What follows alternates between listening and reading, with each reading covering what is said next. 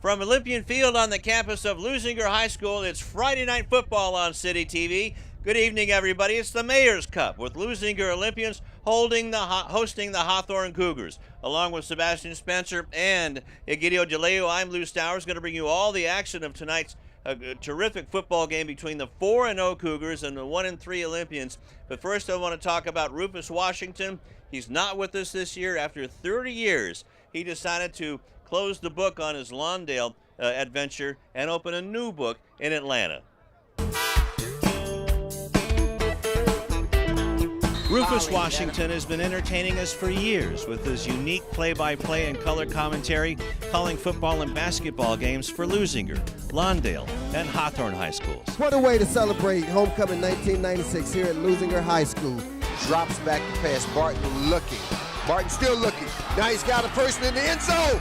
And they do it. Here it is. With 35 seconds left. That's going to win out. Shot blocked by Leuzinger. And that's going to be the ball game. Man, the greatest victory in the history of Leuzinger basketball as the Olympians come to. But after 29 years behind the mic, Rufus has decided to follow his dreams, and those dreams are going to take him all the way to Atlanta, Georgia. I had a chance to talk to Rufus about his times here with City TV Sports. 29 years ago, Rufus, take us back to that first game. Well, Lou, first of all, I got to try to remember that far back. But I can tell you this, when we started and when we came out here to Leuzinger High, to the field right here, it was something we didn't know what we were about to embark on and what it was going to be like. We simply had a camera. Myself, Alex Manila was the voice at the time, and we sat up here in the stands and we started talking about what we saw on the field. And what we saw that day was, again, a bunch of high school kids having fun playing football, and we described that to the fans. Touchdown, Olympians. That was Anthony Jefferson, number 10, with the touchdown for the Olympians. We've always set out to cover our teams in a positive light and make the field of athletics a positive reflection on the community, and to give the kids a chance to see themselves in a different light and in a way that they enjoy. And it's not just the players on the field, it's the parents in the stands, it's the cheerleaders on the sideline, it's the school administrators, and you know some of the journeys that we've made in covering the schools. And that really is what it's about. The game almost, while the game is the centerpiece of it, is everybody who's a part of it. That's what makes it special. And we've tried to shine as positive a light on all of those as possible. I don't mind telling anybody that I'm a fan of Leuzinger sports. I'm a fan of Hawthorne sports. I'm a fan of Lawndale sports. You know, not every kid's going to make the NBA. Not every kid's going to make the NFL. Not every kid's going to the Olympics or going to play Major League Baseball. But every kid can be successful in whatever walk of life they choose, and that's great to see. And I try to let them know that my care for you extends beyond this field, and it does go into other endeavors. All of the games that Rufus has worked for City TV Sports, he talked about some of his special ones. Our first road trip, we're going back to 1987. Our first road trip was Leuzinger football, and they had a road game at Arroyo Grande. Hello, sports fans, and welcome to another exciting Channel 60 sports presentation. I'm Rufus Washington, along with Alex Manila, and it's our pleasure to be broadcasting tonight live from Arroyo Grande High School in Arroyo Grande, California. For those who know, man, that's about a 4-hour drive from here. Just below San Luis Obispo. Exactly. And that night, it was a pouring rain, unlike any you've seen. And we're sitting in the stand, shivering. It's cold, but we're there covering. That was our first meet. That was a playoff game for Leuzinger, and we were there. Greg Franklin steps through for a touchdown. I remember going down to San Clemente. Leuzinger was playing the Tritons, and the Tritons had this great big man who went on to play at Berkeley. And Russell, of course, Russell Westbrook, that is, went on to play at UCLA. And these two kids went at it. Beverly still with it. Now they get it to Russell with 7 on the shot clock. Westbrook from downtown, three-pointer. Now all they got to do is guard the three-point line, and give Harrison the deuce inside. Leuzinger won that game, but to see both players at the end of the game embrace as a show of mutual respect, I think it's one of those really touching moments. We saw Chase Comanche go up against Chimezi Mitu a couple years ago. Chase is over at Arizona now. That was a classic matchup of big men. Comanche fouls him. Good aggressive play by Chimezi. I mean, you know, I'd pay to get in, except I didn't have to. Yeah, where do you see that at high school level? Right, exactly. You don't often see it, but we've been fortunate enough and lucky enough to see some of the best competition around year in and year out. And as I said, the fact that we got to see it for free makes it all the more sweeter. Absolutely. Then we talked about having the opportunity to work with each other at City TV Sports and becoming a big family. It's just been special all the way around to be connected with it, and more than anything else, it'll be the people, it'll be the friends like yourself, like Tom, and like the crew and all the people that we've worked with over the years who really make the job that you and I do look very easy. Those are going to be the people that I miss the most, but I'm looking forward to this. I'm excited about it, and we'll see what lies in store. The next guy's going to have huge shoes and hats to fill. And the love the community shows for you, Rufus, they are really going to miss you. And so am I. I'm Lou Stowers for Lawndale Living.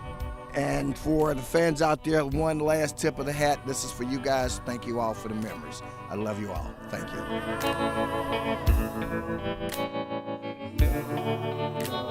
And we hope Rufus has a terrific life in Atlanta, and I'm sure that we're going to see him again. But we also unwrapped a new present this year at City TV. We have a brand new HD production truck. This beautiful setup is the brand new City of Lawndale City TV production van. City of Lawndale has been videotaping high school sports since 1987. The community has really embraced the sports broadcasts. It really is the most popular program that we produce. And put it in the win column. Leuzinger Olympians are the Division 1A champion of the CIF Southern Section for the first time in school history. All these games have contributed to the rich heritage that really is Lawndale Community Television. It's also one of the most cost-effective programs that we can do. This new video van replaces our old van that we've had for about 30 years. The technology is just amazing. The city hired Darren Dorschel, a video systems integrator and consultant.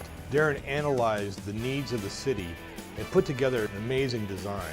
From the get-go, we wanted to put equipment in that would apply to those productions and be able to put together a system and a truck that the community and the staff and the residents would be proud of.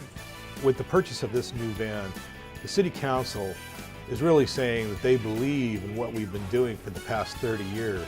And all television facilities, production companies, they sort of realize this, that sports is so valuable and so somewhat inexpensive to cover when you realize how much entertainment you're getting. We took a lot of time in planning exactly what we wanted, how we wanted it, and what form factor. There was a lot of detail that went into the planning. So since we went out to bid, and we had other companies bidding on the project or proposing, and Girling was not only the best one out there, but they provided the best value. It's high value. It's really a lot of power packed into this very small truck. We are building about 90% of the large trailers and trucks that are used for high-end broadcast sports. If you watch the Super Bowl, those are all Girling trucks that do that project, that type of work. The city's come to us with a well put together plan, so basically it's a matter of now coordinating all aspects of that plan. It's high-end equipment, Ikegami cameras, great camera package, this great raw switcher, a lot of effects, and then of course a great character generator. These are the same types of equipment that today a lot of the major networks are saying basically meets their criteria.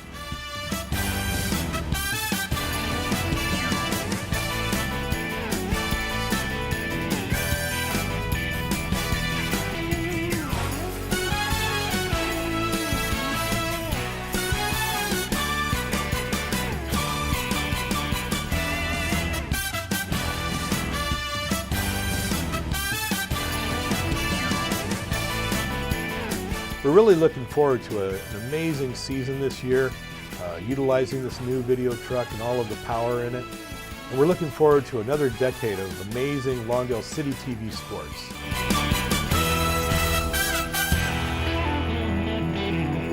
And I'll tell you what, fellas, that truck is really producing some terrific images, some terrific graphics. I don't know, I'm going to have to get a stand in, I think. What do you think?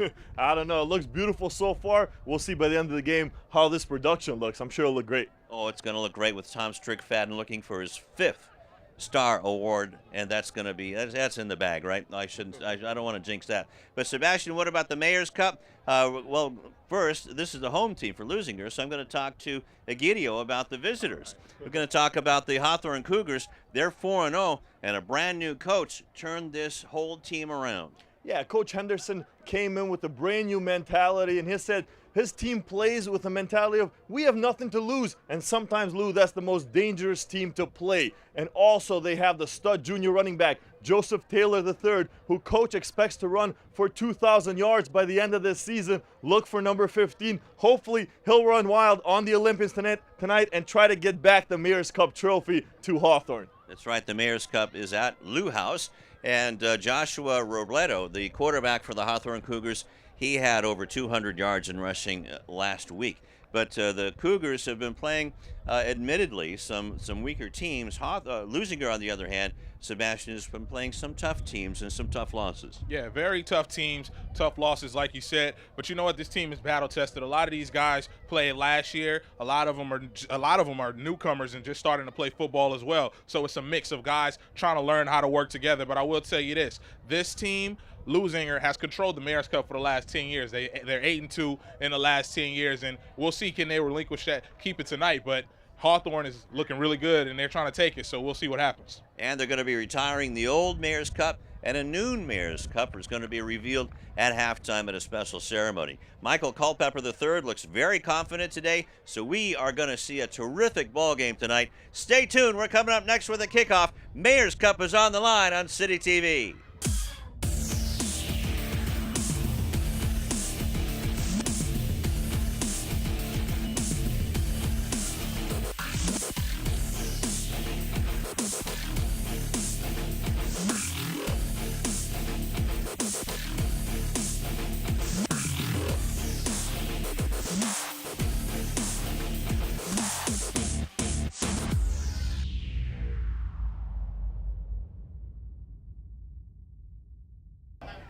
And we're doing the coin toss at midfield right now.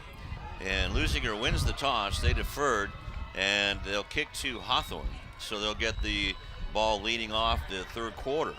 And the Cougars will defend the goal to our right, the east goal.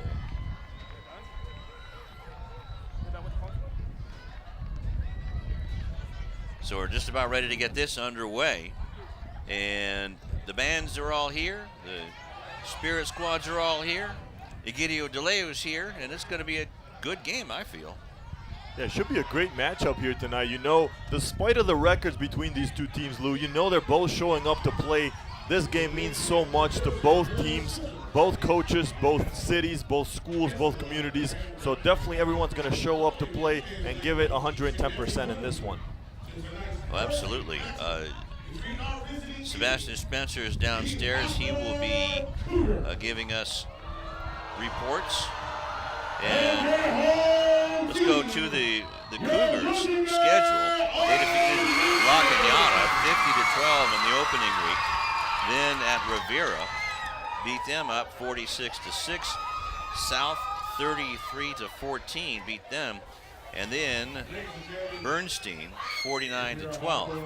But Derwin Henderson, the head coach of these Cougars, said that he wanted to kind of give the kids time to find themselves, and it has worked up to this point.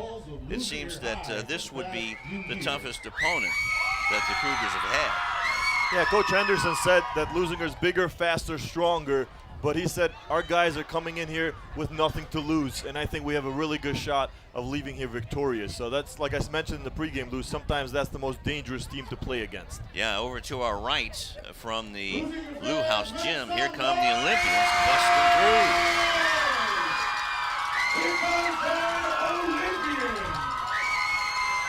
Led by number 6.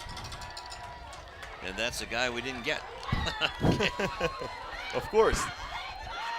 We were going through the roster with the head coach, Thomas Barnes. And number 6 is a guy we didn't get. But we do see Sione Chukutau out there. He's going to be on the special teams. He's all over the place. And Sean Herrera will be kicking the ball off. Or no, Sean Herrera won't be kicking the ball off. They'll be kicking the ball off in the third quarter.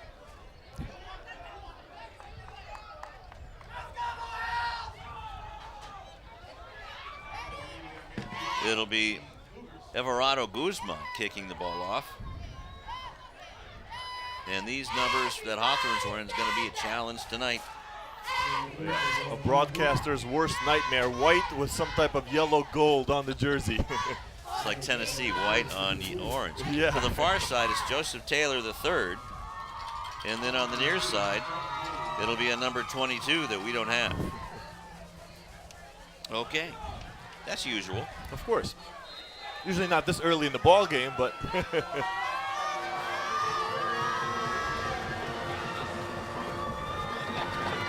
So here we go. The kickoff goes into the end zone. It'll be a touchback. And the Cougars will have it 1st and 10 from their own 20-yard line.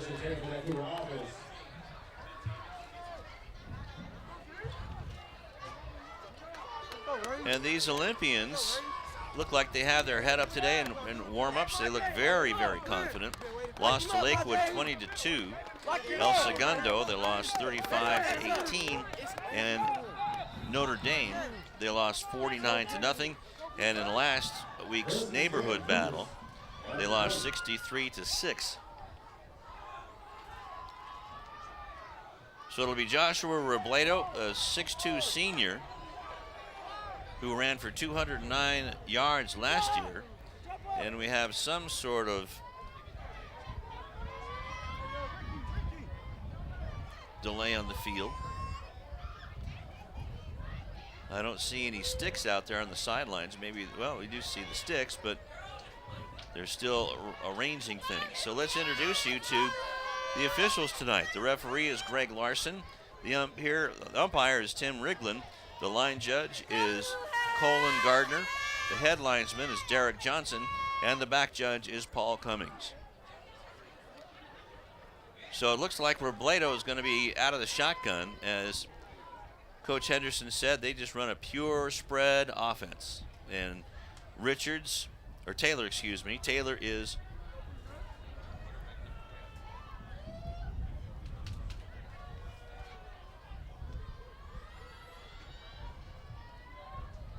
quarterback Josh Robledo in the shotgun.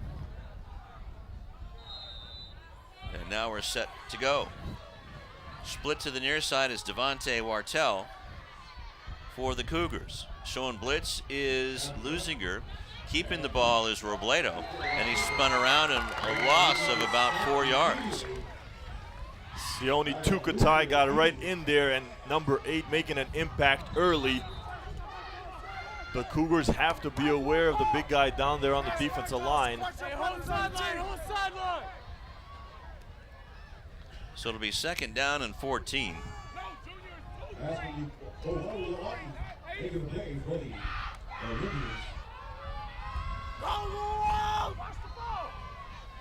Same formation. Robledo's going to sling it out to the sidelines where it's bobbled and dropped by Wartell, but you know what? That was probably the best thing he could have done. Yeah, exactly. He had 2 blue jerseys right in front of him. Probably would have got drilled if he caught that football. He's the leading receiver for Hawthorne so far in the season. So it'll be 3rd and 14 for Hawthorne. Split to the near side now is Devontae Houston. Also, DeJuan Burden on the near side. Split wide to the far side. Naked backfield and some sort of movement over on the far sideline. That's going to be on the offense. Looked like the O-line moved a little bit earlier. I didn't see exactly which one was it that jumped, but it will cost Hawthorne here. So first penalty of the game, it moves the Cougars back to the 9-yard line.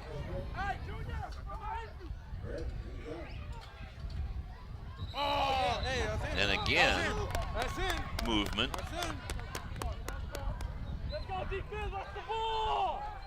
And so Hawthorne, supposedly the more disciplined of the two teams, has committed 2 offensive line penalties in a row. Yeah, those big guys up front, a little jittery. Those emotions in this big game. It looked like it was the, well, we couldn't see on that angle. Perhaps that right tackle. Number 6, and that's somebody we don't have on our roster, is the one who jumped. The mystery man. So slung out to the near sideline. A nice move, and it's fumbled out of bounds, but it'll be 4th down at any rate, as the catch was made by DeJuan Burden, and Burden gets 10 yards back. Yeah, it's still a nice play, but not enough for the first down, and it's going to bring up a punting situation for the Cougars here on their first offensive series.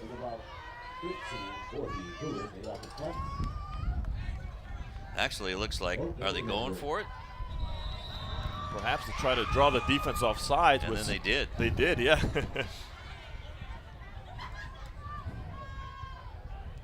Maybe to give the punter a little bit more room. Still not going to be enough for a first down. Unless Robledo is also the punter. That's a good point. So now it's 4th and 10.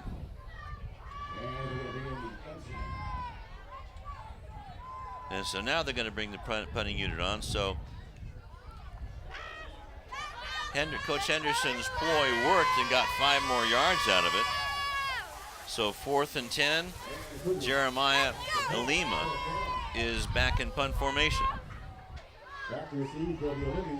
And to receive it, Samaj Daniels to receive the punt.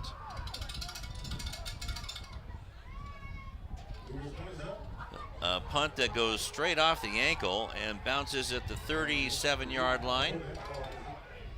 And now that's a live ball. That was touched by Tukutau.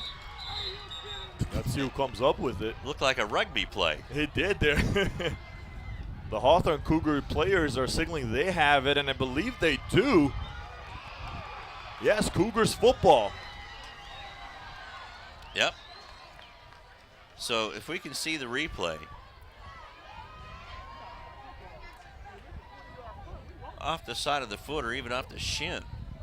There was a short punt. So right about there, see some Tukutau picks it up. And then I believe that was Devon Houston that recovered it. So it's 1st and 10 from the 41-yard line.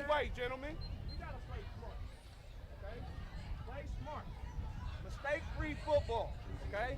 On this next play, we're going to come out fire, 2, 3. I'm excited to see this Cougars team in action finally, Lou. I was at training camp for the Cougars in the summer and talked to Coach Henderson a lot, was around this team a little bit, and they looked hungry. They looked ready for this season to be their season, to change the culture of Hawthorne football back to their winning ways, the glory days of the 80s and 90s. And so far, they're 4-0 on paper. They're looking good. They got the community back into it. We talked to Coach Henderson. He told you a story also earlier how the first thing he did when he took over as head coach, he took the team and walked around the neighborhood and introduced his team to the neighbors, to everyone in the city, the businesses, and it kind of gave accountability from the team and the community. Well, here they come. Boy, the left side of the line looks pretty solid. You have number 54, the center, Damian Reynoso, and number 78, Javen Tuua, the left guard. And then the left tackle is number 55, Lafoire. So it's a running play to the left side, but Leuzinger stuffs it right at the line of scrimmage. That was Taylor on the run, going nowhere. Great job by the Olympians defense. So it remains maybe a foot, so second and a long 9. Actually, it's just barely a foot. Yeah, just a few inches there, a foot given by the refs. So Robledo under center, play action, tosses the ball. A good idea, because open was Kevin Hernandez, 6'5", 200 pounds, but he couldn't come up with it. The ball was just a little bit wide and outside. And Robledo, a former wide receiver himself, turned quarterback in his senior year. When I talked to him at training camp, he said, I just want to make the little things right. Take small steps to trying to be the best quarterback he can be for his team. And he's doing a good job so far. Again, this is a big test for him tonight. We'll see after this ball game. Devontae Wartell split wide to the near side, 3 receivers on the right. Out of the shotgun, Robledo thrown over the middle again, and nobody was there. Actually, Clyde Butler was the closest person, but he's in a blue uniform. Pita Tukatai was there from the Olympian side, pressuring Robledo. Came from that linebacker, inside linebacker spot on the blitz. So it's 4th down and 10 from the 41. And let's see. Looked like there was Marcus Mack, one of the offensive linemen on the right side, jumped early. Another penalty on the Cougars. That's 3 so far. Early on in this ball game, we've only played a few minutes so far, Lou. So back to the 36-yard line. And back in punt formation again is Jeremiah Alima. And a bad punt again. This is going to go out of bounds inside Leuzinger territory at the 49-yard line. So it'll be 1st and 10 for the Olympians at midfield. Yeah, if you're an Olympian fan, you got to say, whew, got lucky on that one, because they turned the ball over. The last punt by Hawthorne, and thankfully that defense did a great job holding the Cougars to no gain. They actually lost yards on that drive, and now they got the ball back, and it's still 0-0, no damage done. So 1st and 10 from their own 49-yard line. Michael Culpepper has a power eye. Now the eye is undotted and has Sione Tukutau behind him.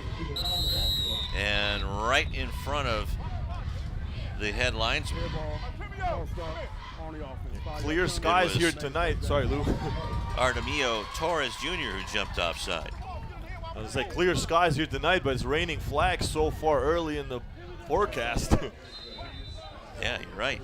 Back to the 46-yard line.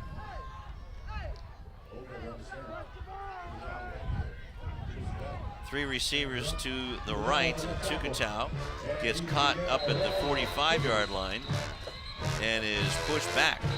A wall of Cougars there on the stop.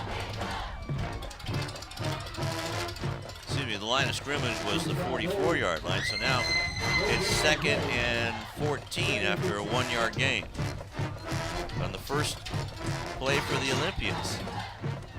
Sandoval, one of the guys. There you see the big guy, 62, right in the middle on that stop. Frederick Williams, the middle linebacker, is the captain of the defense for the Cougars. I formation, Tukutau is the fullback. Ball is given to the halfback, and that's Elijah Miles. Miles gains a good 10 yards into Hawthorne territory at the 45, but it's still going to be 3rd and about 4. More manageable 3rd down now thanks to that good run by Miles, and see if the Olympians can convert their first down of the night here.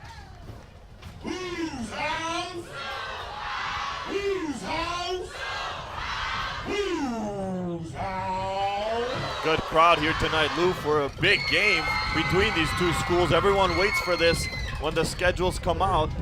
It's an event every single year. Well, it sure is. The Mayor's Cup. And they're switching cups, and now they're going to be switching flags again. It looks like dead ball, offsides on the defense, 5-yard penalty, remains third down. that's going to be first down, I would think. So first down on the penalty. Third penalty, or fourth penalty, excuse me, on the Cougars. Power I formation. And now we have another flag. Dead ball, false start on the offense. 5-yard penalty, remains first down. Hawthorne gives Leuzinger a gift, and Leuzinger returns it right back with a penalty of their own. Giveth and taketh away. So still first down, but it's first down and 15.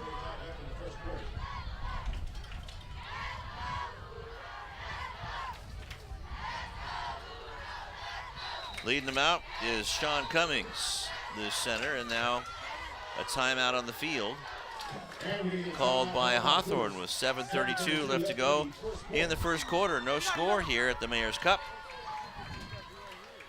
And we were just talking to Marlon Mendez, the athletic director here at Leuzinger, and just taking a look at the new one. It's a nice new cup, but we're going to find out what's the matter with the old one. Yeah, the new one, walked by it earlier. It looked beautiful, but so was the old one. So much history in that old Mayor's Cup trophy. Leuzinger's 8-2 in the last 10 years in these Mayor Cup games between these two schools. So Hawthorne looking to get some of that momentum back and get the trophy back to their school. Yeah, I'm sure that there's a nice dust ring there in the trophy boxes. There's the Olympian flame burning proudly tonight.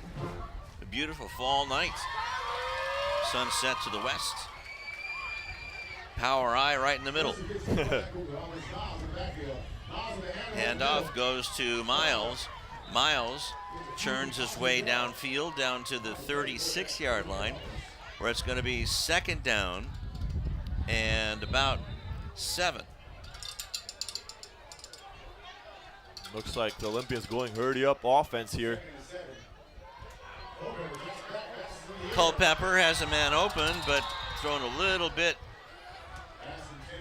over the shoulders of Shamaz Daniels.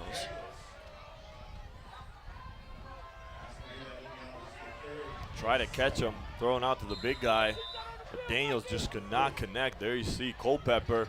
A nice throw from the young quarterback, just a little overthrown to the outside, and Daniels didn't have a chance in that one. So a second down and 7, or third down and 7. Give the ball off to Miles. Miles up the middle. Miles to the 20-yard line, and finally tackled by Alima inside the 20-yard line. That's a great running back, doing a great run right there. There we see it. Beautiful job by the offensive line, blocking up front for him. And right through the middle, pretty much uncontested. Gave him the big first down for the Cougars. Oh, excuse me, for the Olympians. And there Miles goes up the middle and into the end zone. Touchdown, Leuzinger. A 19-yard run by Elijah Miles. Right over center. Well, I said he was uncontested, untouched in the last run. This one was wide open for Miles, as he got an easy touchdown there, and the Olympians strike first. 6:42, the time of the touchdown, 19-yarder. Guzman coming on to kick the extra point, and he does right down the middle, and a great hole by Michael Culpepper. That was a snap way off to the right. 19-yard run, PAT good. And here we go with the replay. Wide open hole right there to the left. Miles cuts it back inside. Didn't really need to. He had pretty much open space wherever he chose. But a great job by, like I said, once again, a great running back for an easy touchdown. And you can hear this crowd is pumped up as the Olympians, the home team, strikes gold first, leading 7-0 over rival Hawthorne. Guzman going to kick the ball off. And 22, don't see who 22 is on our roster. The other mystery man.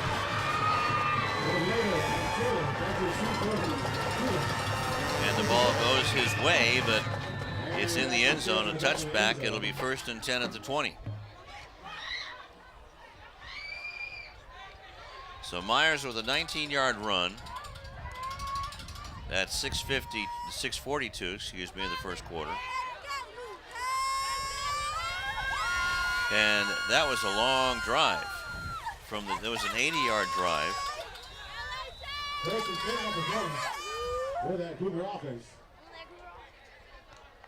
And a few penalties there that cost the Hawthorne Cougars. They had some in their first possession. Didn't really matter in the matchup so far, but the last series those penalties were costly for the Cougars, and now they're down 7. 6-play drive.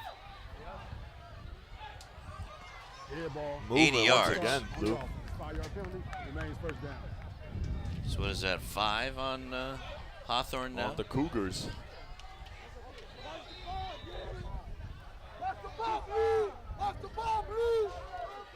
So the Cougars are amped up for this game, that's for sure.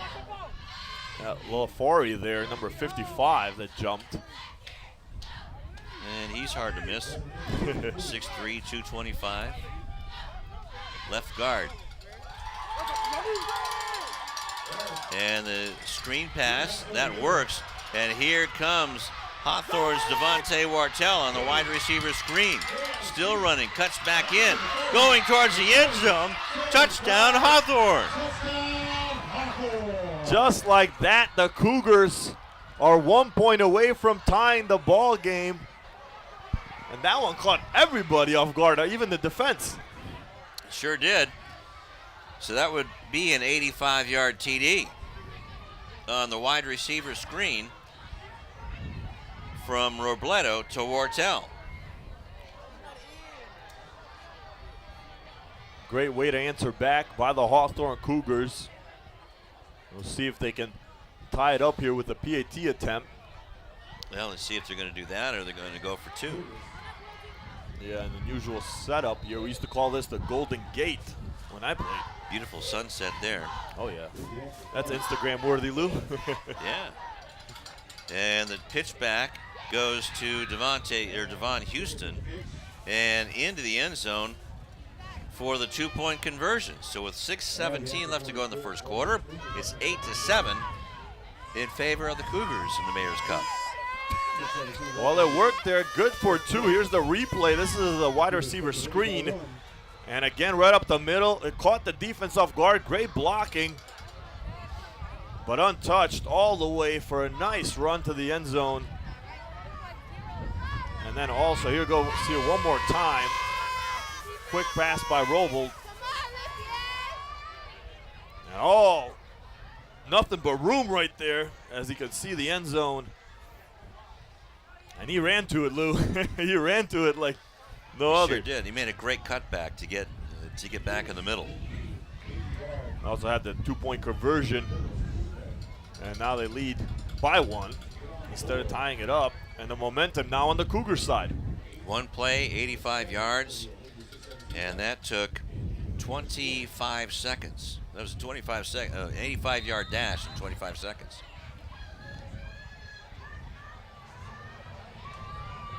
Nice graphic. That's what we can do with the new truck now. I missed it. That was a kick by Giovanni Hernandez. And the ball is picked up by Ali Jamal. So it'll be 1st and 10 for the Olympians at just short of the 35-yard line.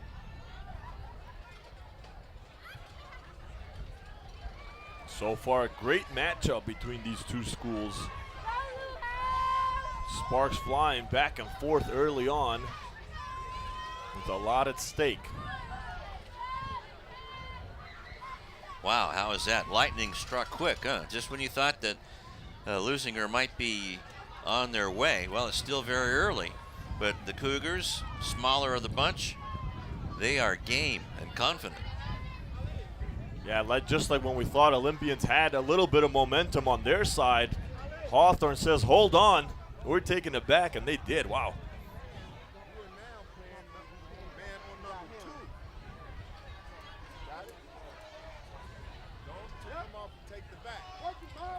Power I formation for Leuzinger. The cone is getting in the way.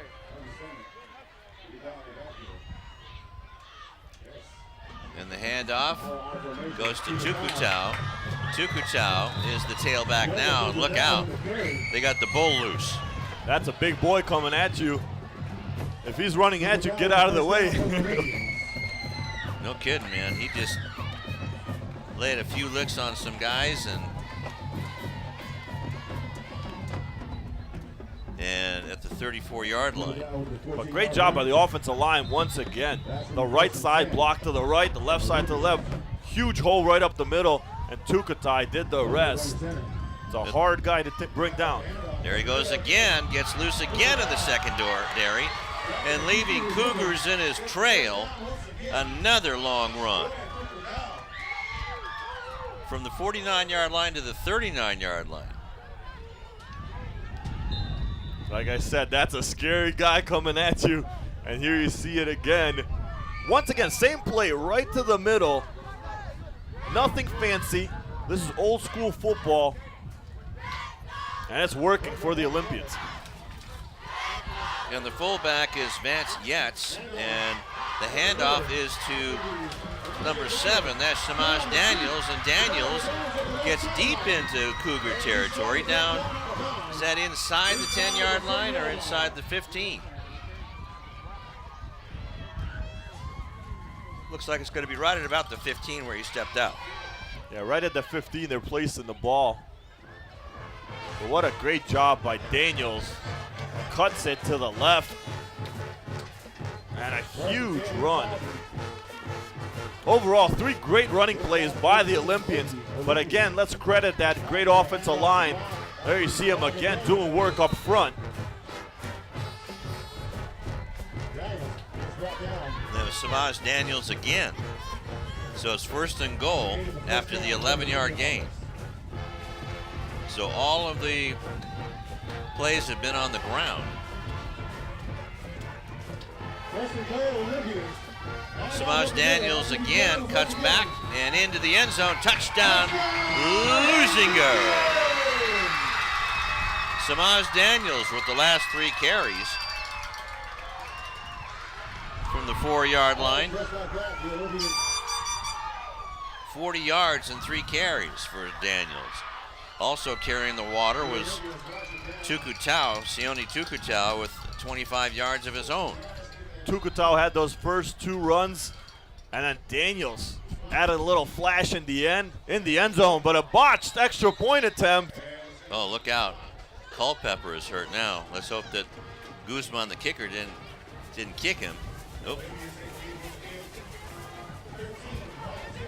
Okay, looks, uh-oh. Limping off a little bit here. On that right side, something's going on. Let's hope he's okay. The snap was a bad one again to the right.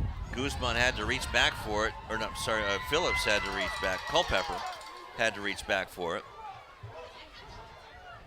And let's hope he's going to be okay. Yeah, it looked like the coverage up front just completely broke down, letting the Cougars come in there. But I think the biggest takeaway is hopefully Culpepper is okay from all that. So a 66-yard drive took all of 1:07. And Daniels capped it off with a 4-yard run. And the PAT was no good, so it's 13-8. And we'll see, it's probably an offside on the kickoff team. We have a dead ball, offsides on kicking team, when we re-kick 5 yards. Well, Culpepper looks like he's okay now, has his helmet off around the 50-yard line. The junior quarterback is the centerpiece of this Olympians offense. And everybody on this coaching staff wears these shirts, #trust the process, and he's a big reason of that process, the centerpiece. The junior will be back next year. Here we go, we're gonna try this kickoff once again.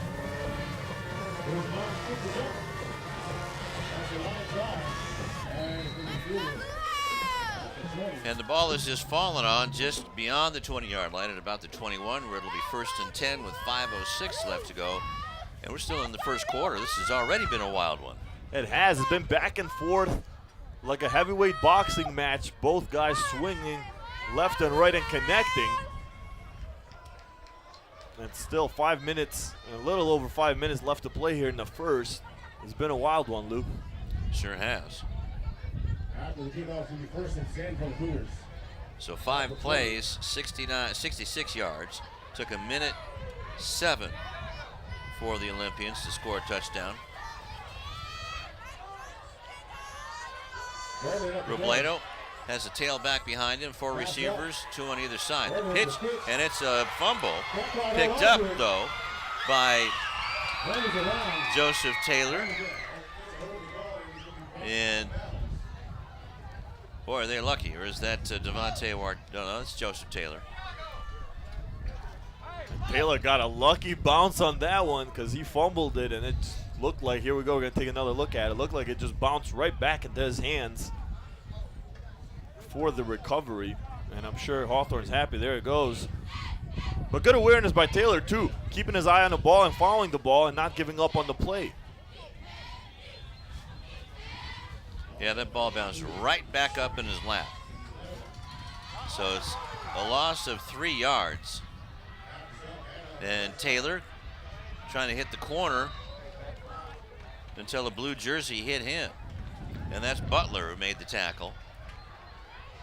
One of the better tacklers on the team. Taylor, one of their best running backs for the Cougars. For a short gain, they're pretty much no gain. They're not giving him anything. Look like he gained a lot of yard, but they're not generous. Back to the line of scrimmage anyway. So he got the 2 back that he lost.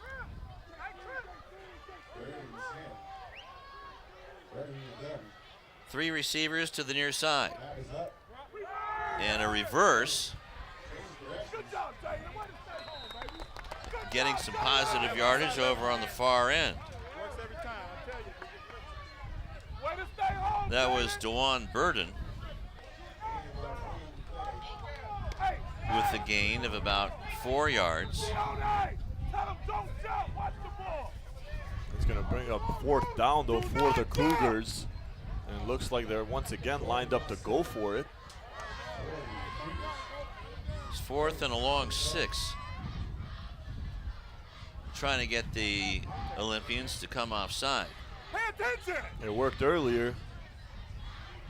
Can they go 2 for 2?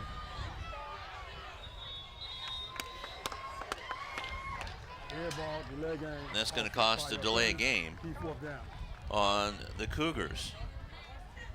So they now have 6 penalties for 30 yards. So it's going to be 4th and 12, we'll call it. And still no punting team out there. Robledo in shotgun formation. Now he's going to drop back. Looks like perhaps to punt. Maybe a little pooch punt. There it is. And it takes a neutral bounce on the Mayor's Cup with 3:34, or 3:52 is what they're going to call it. It'll be 1st and 10. And the Olympians have a short field. Good field position by Leuzinger here. Showed great job on their running game, their last possession with Tukatai and Daniels. And it looks like Tukatai is going to be the lead back coming out of the huddle. That means the fullback is Vance Yetz. And Tukatai gets it, pushes Yetz out of the way, and gets down to the 34, 35 yard line, or 36, 35 yard line, somewhere in there. Mark it at the 36. So a gain of 6 for Tukatai. A simple running style by Tukatai. Nothing fancy, straight up power football. He's coming at you. He's try to bring him down if you can. There he goes over the middle, but drops the ball. Picked up by Hawthorne.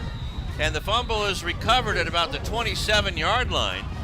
And that ball just popped right out of Tukatau's arms like a bar of soap.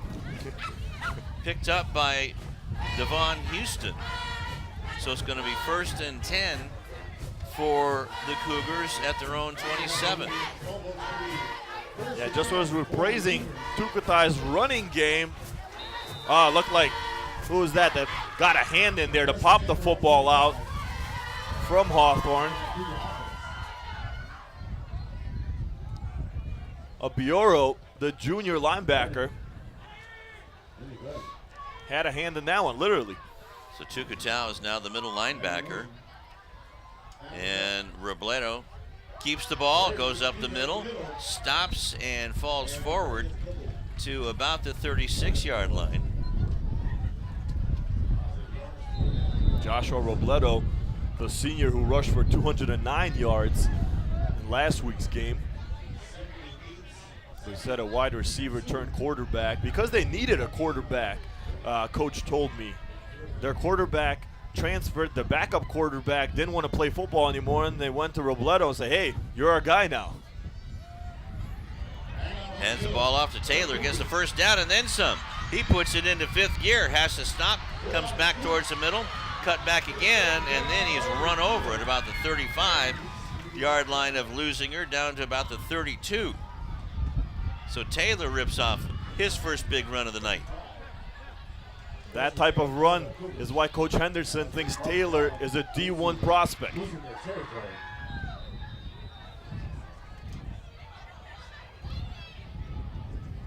Great job, 2 cutbacks on that run by Joseph Taylor III. A huge first down.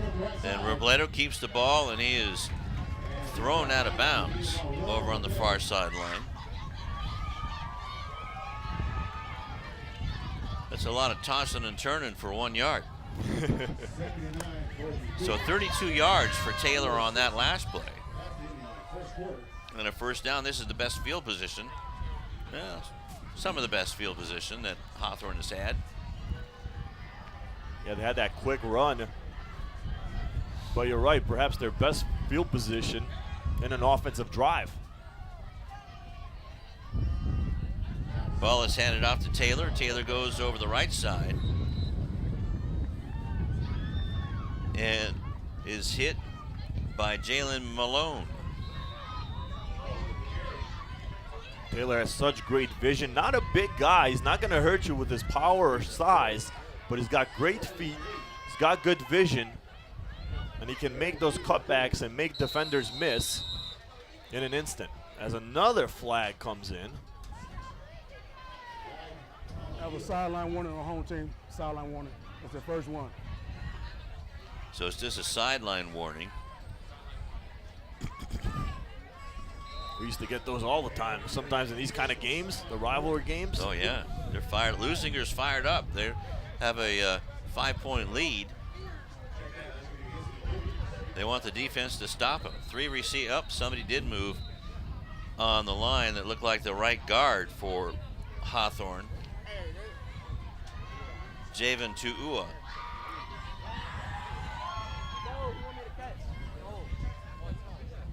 The one negative on Hawthorne. Ball start on the offense. 5-yard penalty, remains 3rd down. That's been a drive killer. Yeah.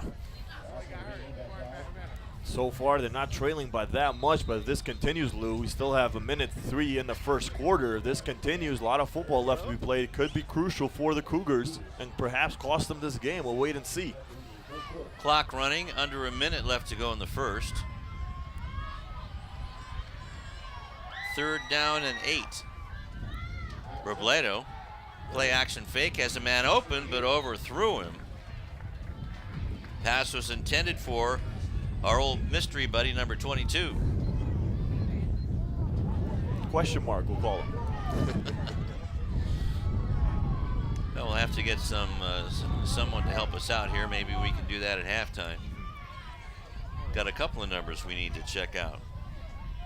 Never disappoints. There's always a few players every single game. That's right. Well, we're in 4-down territory, Gideon. It's 4th down and 8 with 38 seconds left in the first quarter. Oh, somebody moved. That's a left tackle. Dead ball. False start on the offense. 5-yard penalty. Remains 4th down. Osmani LaFleur jumped. So that's another shot in the foot. Yeah, it was 4th and about 8 or 7 there, and now it's 4th and with 13, 14. So definitely a shot in the foot, like you said there, Lou, for the Cougars. Out of the ball game is Burden. 4 receivers in the formation. 3 to the left. It's going to be a reverse again. And a throw, and man was wide open on the far sideline. And that was Nathan Paramo. But Jeremiah Lima couldn't get it to him, so they turned it over on downs. There you see it again, the reverse. And Harmo, perhaps if you maybe reached out just a little bit, but it was underthrown. Shaking his head there, the disappointment in him. Yeah, you got to go after that one on a 4th down situation especially. So Culpepper didn't sustain a serious injury as he's back in. And is that Myers? Miles getting hammered at the line of scrimmage for no gain.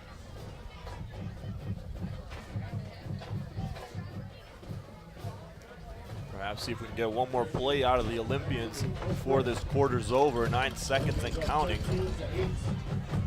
Or if they're just going to line up and let it wind down. Out of the eye. And the handoff goes to Miles up the middle. Miles gets up to about the 45-yard line as the horn sounds.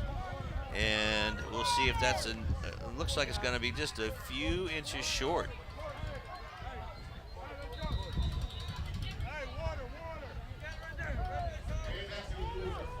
Yeah, you're right, Lou, just short of the 1st down. So the quarter will end.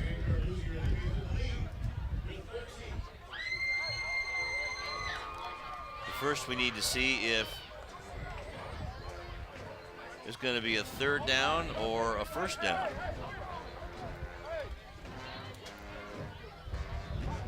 They're moving the chains. You can't see on your screen right now, but they are moving the chains, and they're going to switch it up here on the other side. But on the replay, Lou, looked like it was about a yard short.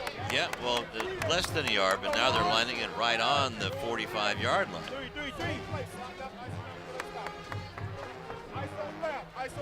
So it will be, looks like 3rd and short. It doesn't look like they're going to measure it and just go with that. So we'll give Miles 9 yards on that game.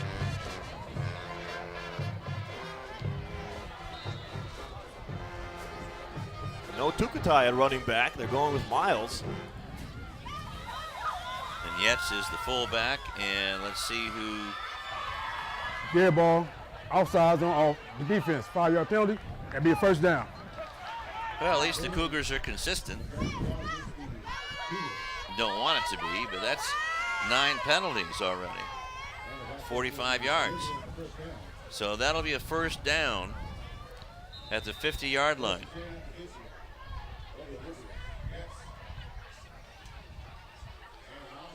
Hand off by Culpepper. And a tough 2 or 3 yards gained there by Elijah Miles. They're going to give him a, it looks like they're only going to give him a yard. But that's into Cougar territory to start off the second half.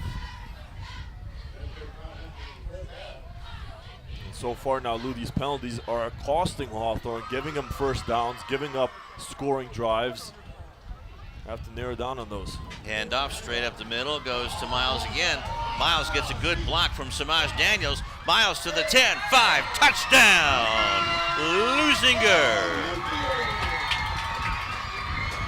A 49-yard run by Miles, but a great block by Daniels downfield at about the 20-yard line. Elijah Miles looks like he jogged that one in the end zone. Really uncontested by the Cougars defense, and like you mentioned, Lou, great job up front blocking, especially by Daniels, who had that final nail in the coffin with a good block to open up some space for Miles. So it looks like they're going to try to get that extra point back. Culpepper gives it to Miles. Miles goes up the middle, and they get that 2 points. So it's 21-8 in favor of the Olympians on the Mayor's Cup day. Here, let's take a look at it once again. Here's that run right up the middle. It started, then Miles goes to the right, and no one in front of him. Daniels with the block. And there he goes, just jogging it in the end zone.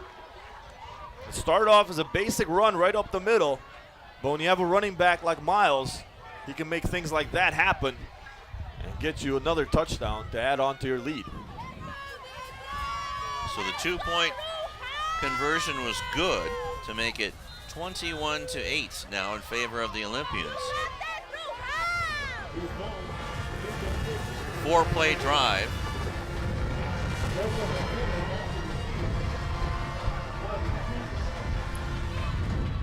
And a little bit of a mix-up, but it's taken by Taylor.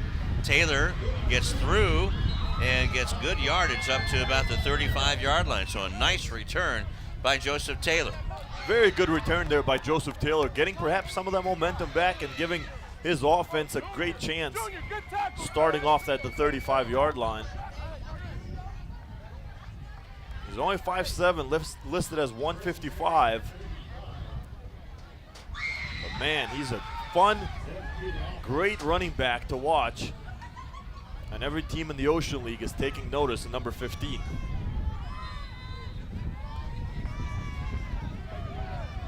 So the touchdown drive took about 1 minute 20 seconds, 49-yard run by Miles, a 2-point conversion good, 4 plays, 65 yards. And Robledo running for his life. Jalen Malone wrapping him up for a loss as the second quarter is underway. So given forward progress to the 33, although the line marker, well, yeah, okay, so it's a loss of 2.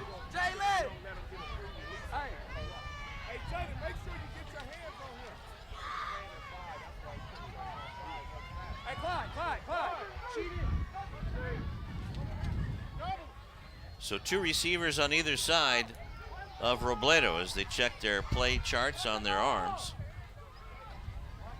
Taylor is next to him. Handoff goes to Taylor, and there's nowhere to go. So fired up are the Olympians. Jose Martinez, one of the guys on the tackle there, stuffing that run.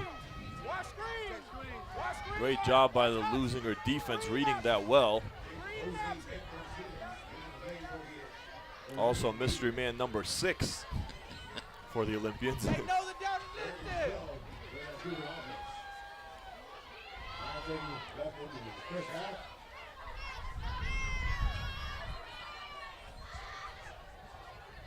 Robledo out of the shotgun, 3 receivers to the near side, throws it to the far side, and in and out of the hands of the intended receiver.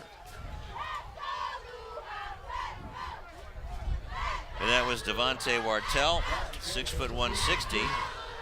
And don't know if he short-armed that or not, but it was close to him. Hey, he made contact with it. He has hands on the ball. You got to bring that one down. Little bit over his head, but you're right. All smiles on the Olympian side, because they want to keep the trophy. Fake handoff, and now same play up the middle, and that's going to be good enough for a first down. This was to Wartell. And Wartell good enough for 14 yards. Yeah, great confidence by the Cougars coaching staff. Going back to Wartell and Robledo, trusting his receiver. Deja vu, you said, Lou, exact same play. This time it worked. And now fumble on the play.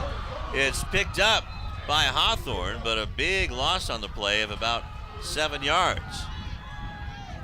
So picking it up is Luis Lovera.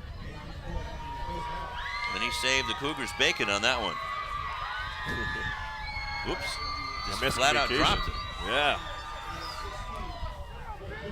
Good heads up, though, by the lineman. So a loss of 6. It'll be second down and 16. Boy, it's turned blustery all of a sudden. The wind's blowing right on shore and keeping it cool.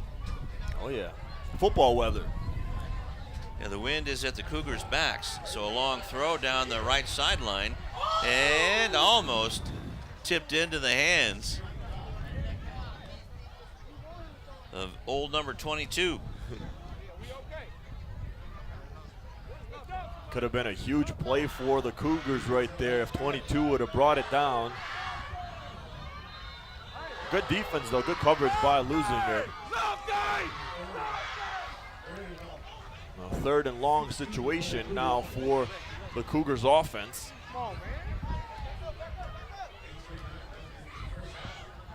Third and 16.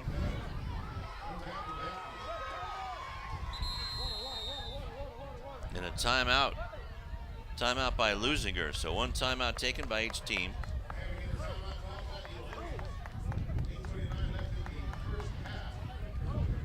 This Leuzinger defense perhaps going to talk about containing this Hawthorne offense, and they're going to talk about trying to get over this defense and convert to a first down, Lou. Well, we thought we had a shootout going, but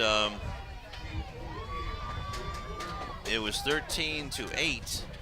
Actually, 8-7. Hawthorne had the lead on an 85-yard wide receiver screen from Robledo to Wartell. But the Olympians came back with a Daniels 4-yard run on a 66-yard drive, and then Miles came back. Excuse me, that was Daniels, right? Or Miles. Yeah. Miles with a 49-yard run, and the 2-point conversion was good to make it 21-8. Yeah, we had some bang-bang touchdown plays, and it's kind of settled down a little bit here in the middle of the second quarter. So it's third and 16. Two wide receivers on either side of Robledo. And another. Dead ball, false start on the offense. 5-yard penalty, remains third down. Well, there's a shift on right guard, but I don't know if they counted that or not.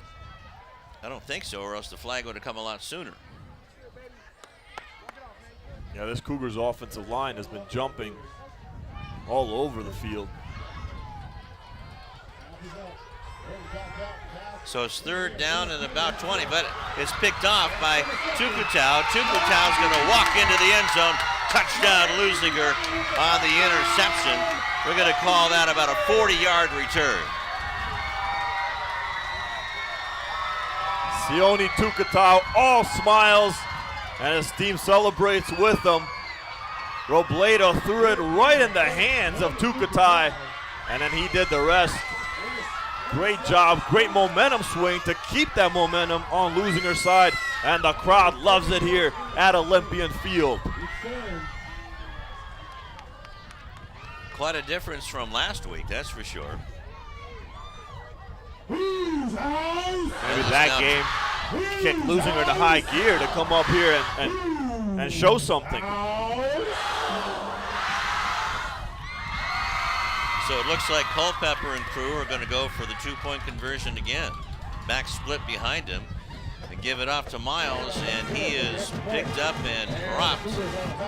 And the two-point conversion is no good, but it's still 27-8 in favor of Leuzinger. Now the crowd is chanting, whose house? It's Lou House's right now with a big lead over Hawthorne. There you see Robledo, a little overthrown and right into the hands of Tukatau, and a great job running it back by the big man. 4-6, a pick 6 for number 8.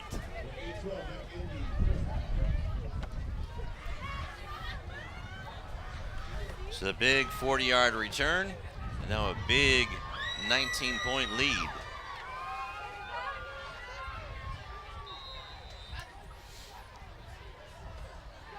Tukatau's doing it all on offense, defense, special teams.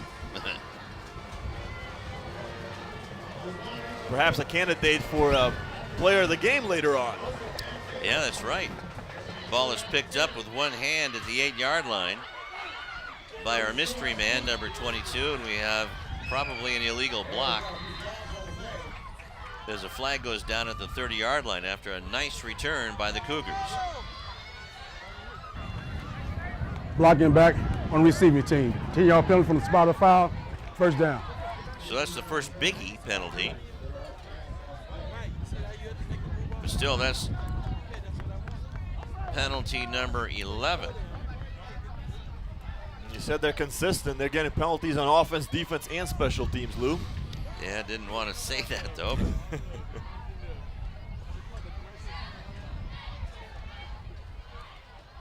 So it's at the 30-yard line. They're going to go back to the 20. Well, actually, the spot of the foul, so it goes back to the 10. So 8 minutes left to go in the first half. It'll be 1st and 10 for the Cougars at their own 20-yard line. And that one, perhaps the biggest penalty of the night for Hawthorne.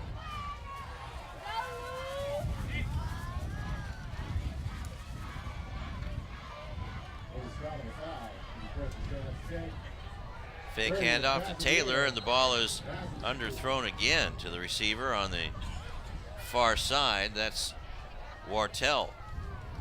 So it'll be 2nd and 10. It looked like number 6 had a piece of that, put his hands up, and perhaps tipped the ball.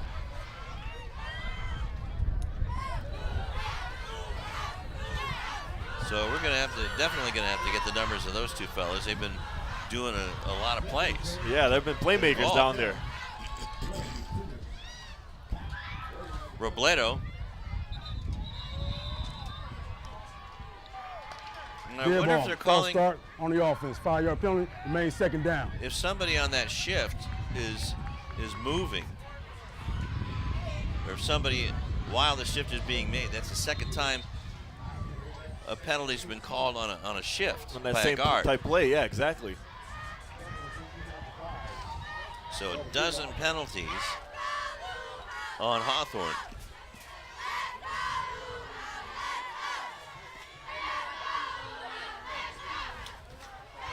So just inside the end zone is Robledo. Taylor comes up with him and gets the handoff. And trying to get out of the end zone is Taylor. He's pushed back in the end zone. Let's see, he barely gets past the goal line and maybe to the 1-foot line. Inches away there from perhaps costing his team 2 points.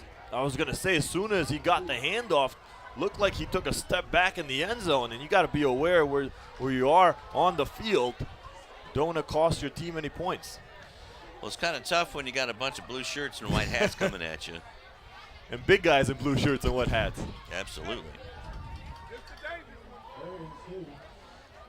Led by Tukutau, also up front is Dejon Clemens. Osika Valai, also big guy up front, the nose tackle. And the pass is incomplete to Devontae Wartell, where it's going to be 3rd down and 20. So I'm just wondering if Pita Tukutau is wearing number 6.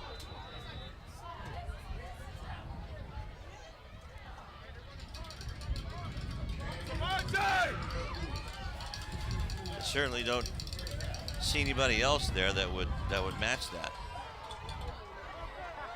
And I haven't seen a number 10 out there. Oh yeah, I have seen a number 10, excuse me. So it's not Pita.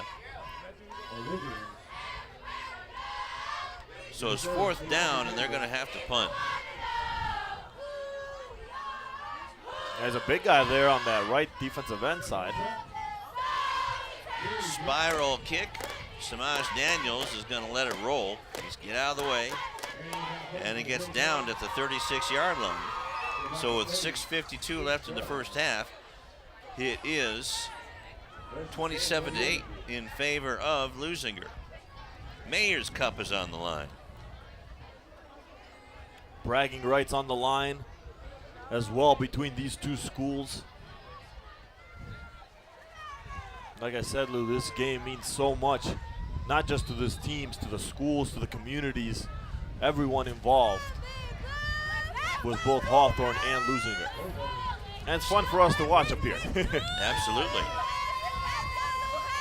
36-yard line of Hawthorne. Culpepper hands the ball off to Miles. Miles gets out of one tackle, screams down the near sideline, and it's finally bumped out of bounds by Wartell. But it's going to be 1st and goal for Leuzinger. Or is it going to be just outside of the 10-yard line? That looks like it's going to be at about the 11-yard line. And Miles on that run with a stiff arm. Look at that. On his way to a big 1st down for the Olympians. Finally just got shoved down out of bounds. So 25-yard run for Miles. Olympians in the I formation. And Miles cuts back and goes into the end zone. Touchdown, Leuzinger. What a game for Miles. This time to the left side, wide open. Uncontested once again. So that makes it 33-8.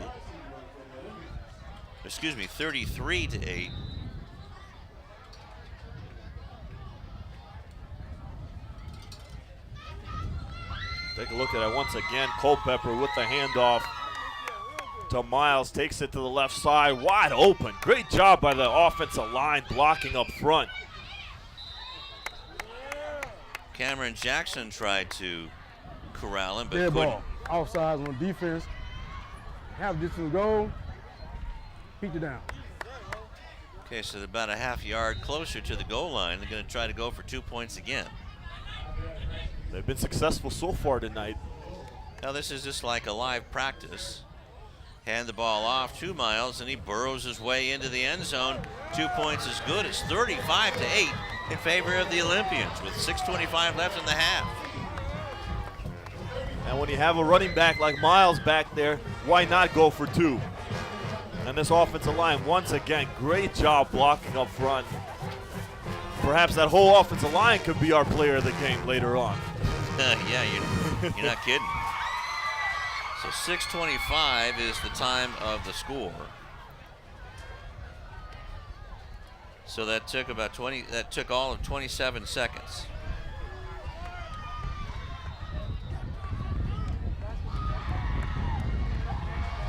And 2 plays and 36 yards. And Miles with his 2nd touchdown run consecutively, 3rd touchdown run of the night. Or Miles, excuse me. On the 11-yard run, the 2-pointer was good, and it's 35-8 in favor of Leuzinger. What a different story in this second quarter, Lou. It was bang, bang right away, back and forth. Both of these teams in the first quarter, a close matchup, 8-7 at one point, and now the Olympians has just opened up on Hawthorne with a huge lead, 35-8, and still 6 minutes and 25 seconds in the second quarter alone. Robledo out of the shotgun, 2 receivers. Here comes Tukatau, and he just misses Robledo. Has the ball, gets a nice gain, and then gets out of bounds before he gets run over by the other Tukatau, and also number 11, Shabuizi, Loveday Shabuizi.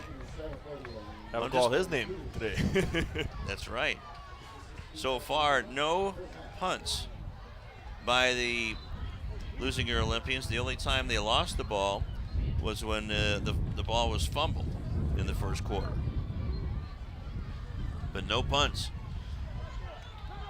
All touchdowns. Unstoppable so far have been the Olympians here. And 1 interception return. Play action pass, and that one's going to be a good one. Look out. And Shabuizi might get a penalty on that one, as they might call it grabbing the shoulder pads, but a nice catch and run by Devontae Wartell. Yeah, Loveday on Wartell there, just kind of grabbed him by the jersey and tossed him down.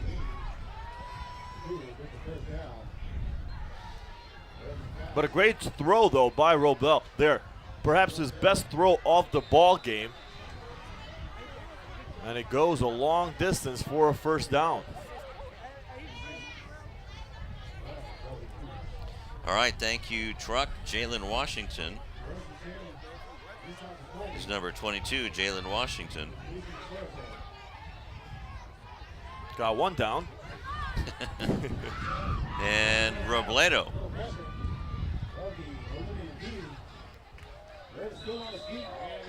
With a nice run.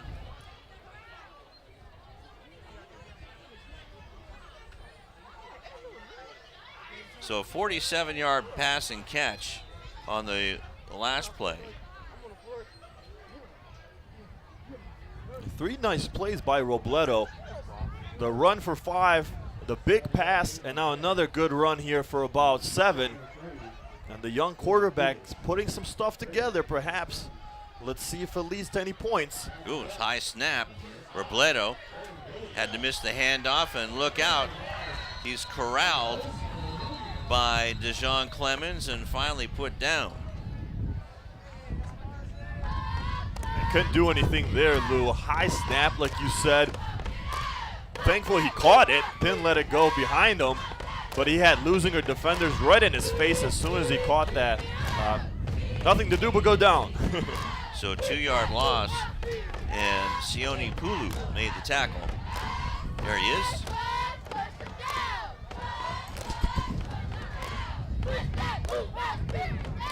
.420 clock running, and Robledo better hurry. The clock is running.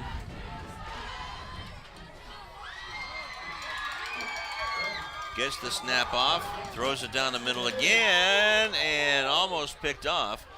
The pass was to Wartell, so there were 3 blue jerseys in the area, so they didn't fool him that time. And I believe there was some miscommunication there, Lou, between Robledo. Yep, there you go. See, Taylor was completely on the wrong side. There was supposed to be a play action.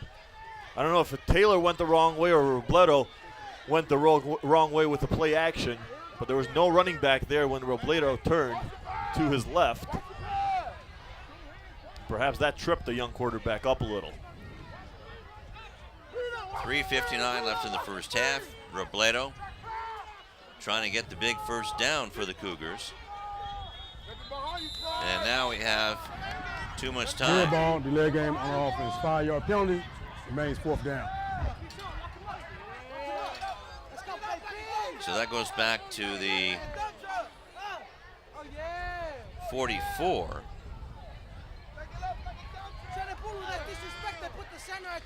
So now it's 4th and 16. believe that's a second delayed game penalty on Hawthorne tonight. So the calls are coming from the bench through signals. And the blitz is coming. Robledo gets it away, and a good attempt on the big rush. Devon Houston was the intended receiver. So that turns the ball over to the Olympians with 3:51 left to go in the first half, and it'll be 1st and 10 from the 44-yard line. The story here has been penalties, especially on the Hawthorne side. As we mentioned, these two teams were evenly matched in the first quarter. They were trading blows, and then the penalties got in the way of Hawthorne, and Leuzinger has capitalized big on those yellow flags. Splits on the near side is Shabuizi and Ross. Backs out of the eye. Ball is handed off and caught in the backfield for no gain is Miles. So good penetration on the field, and it's a no gain. Good stop by the Cougars defense, creating that wall. Reading number 5.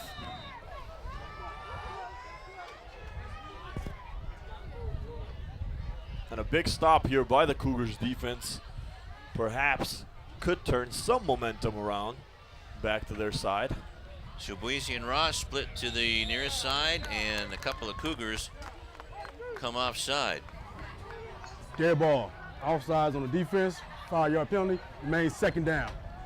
Alvarez Maynor is one of them, and the other one, there you see big old number 79, Alexander Garcia. And some of these calls, Lou, you can kind of deal with them early on in the ball game in the first quarter, but these jitters, these offside penalties, by this time in the game, you got to do a better job of listening and keeping your eyes on the ball and not jumping. At this point in the game, they're not jitters anymore. They're just flat out mistakes. Culpepper throws it downfield, and that comes up just short for Samaj Daniels. But also some good coverage on the play.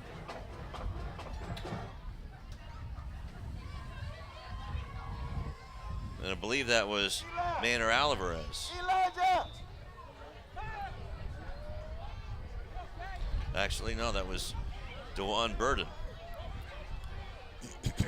Take a look here. There's the play action by Culpepper. Nice thrown ball, but great job on the defense. On the coverage there by the Cougars. And Jalen Washington was there. Yeah, we finally saw him. And know his name now. Ball is handed off, and caught in the backfield is Miles. And a good play in that time by Omu Tolapu Abiro. There's the handoff to Miles, and right in the backfield, number 1-4. So you're not going anywhere. Miles getting dirty tonight. You see the marks on his jersey and pants. He's earning his keeps. Field is chewed up.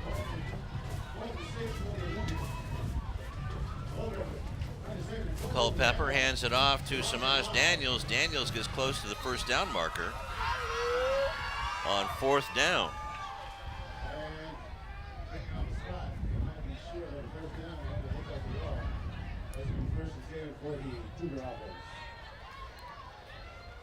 Also doing another great job on the ground. Check that. That was, yep, they're going to give it a 1st down. So Daniels with 5 yards.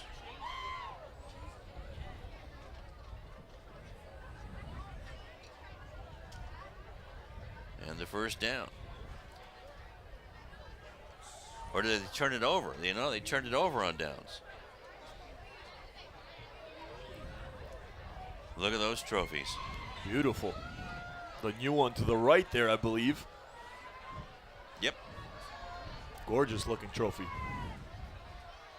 So on their own 46-yard line, Taylor is back with him, and the handoff, no, the fake handoff for Robledo goes and gets away from 1-2 tacklers, gets the first down, and finally Tukutau is over on the far sideline and gives him an extra shove, which isn't smart. Robleto's done a great job running the ball a few times that he has in the last few possessions. And like I said, he had 209 yards on the ground rushing last week. Haven't seen too much of him on the ground this week, but the times he has run, he's done a great job. On the defense, 15-yard penalty in the run, be a first down. So that's the type of penalty that'll drive a coach nuts. Oh yeah. I'm sure Tukutau will hear it when he comes back on the sidelines. Unless he gets another pick six. Even then.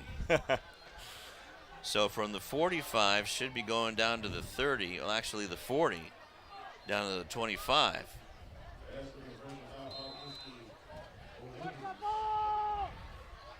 Two minutes, right?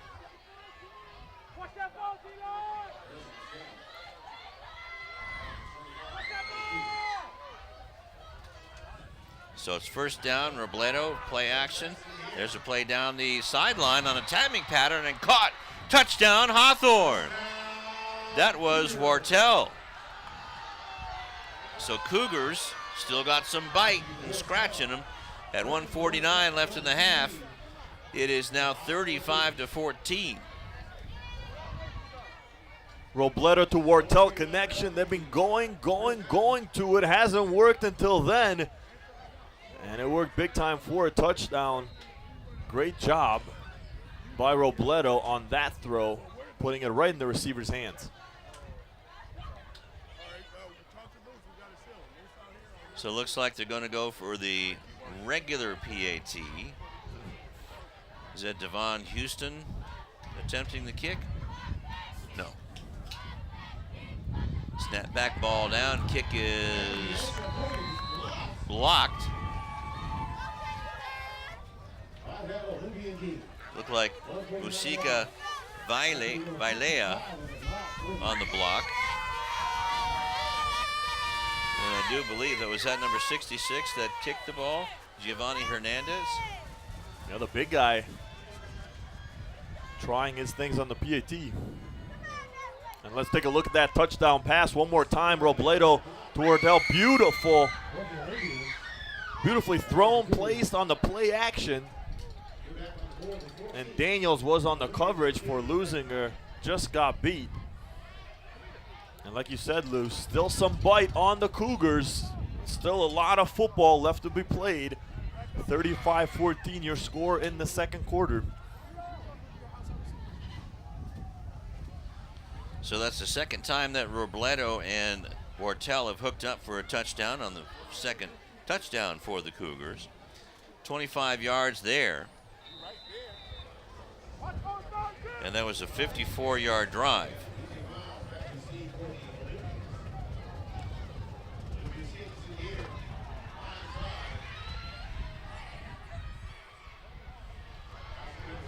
So the ball is picked up by Ali Jamal, and Jamal does some skittering around and finally gets up to about the 30-yard line, where it will be 1st and 10 for the Olympians with 1:45 left to go.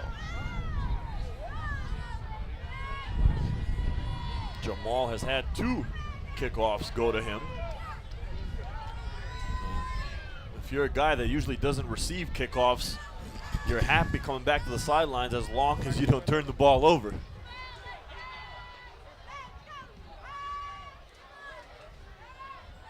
See if this Cougars defense can hold up here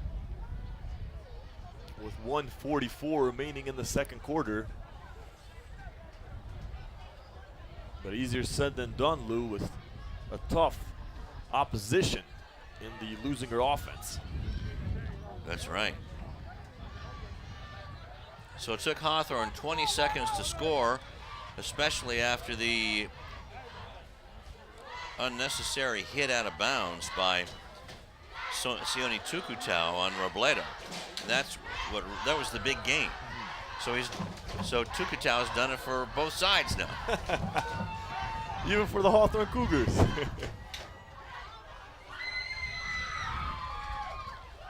So the Cougars, if they can put something else on the board before halftime, they'd be right back in it. 3 receivers to the near side for Michael Culpepper. Running back is Elijah Miles. Big drive for this Cougars defense right here. Try to get their ball back for their offense.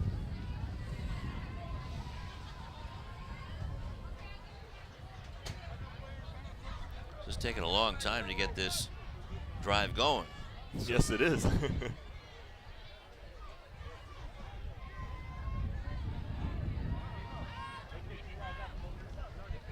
Just taking a peek at Alexander Garcia, going both ways. He's listed at 6 foot. He looks more like 6'6".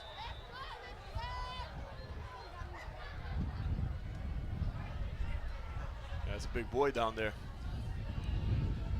Pass on the flat, complete, and buried into the ground. Nice tackle after the catch by Artemio Torres with a nice gain of about 5 yards.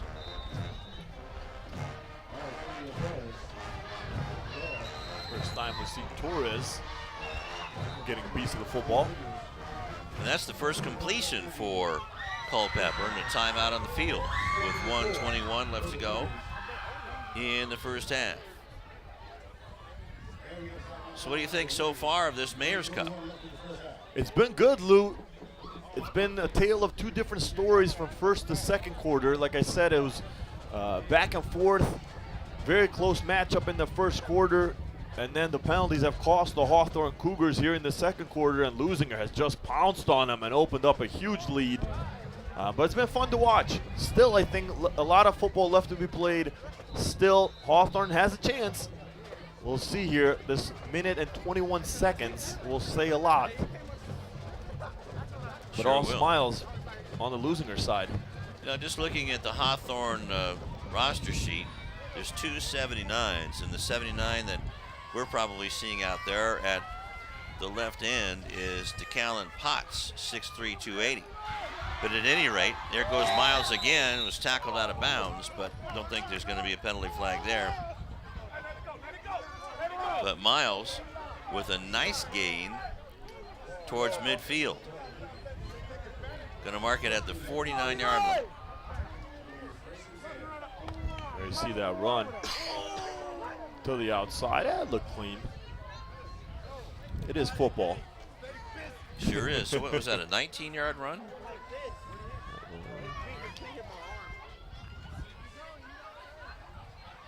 No. It was a 14-yard run. Pardon me. Culpepper back to pass, has the pass complete to Daniels, slips one tackle, goes down the sideline and is caught and finally brought down over on the far sideline with 1:05 left to go. Alvarez, the defensive end, came in and nailed Culpepper, got a flag thrown for roughing the passer. Now there's an injured Cougar down on the field. Definitely uncomfortable. Can't see his number. I couldn't tell on the replay who it was.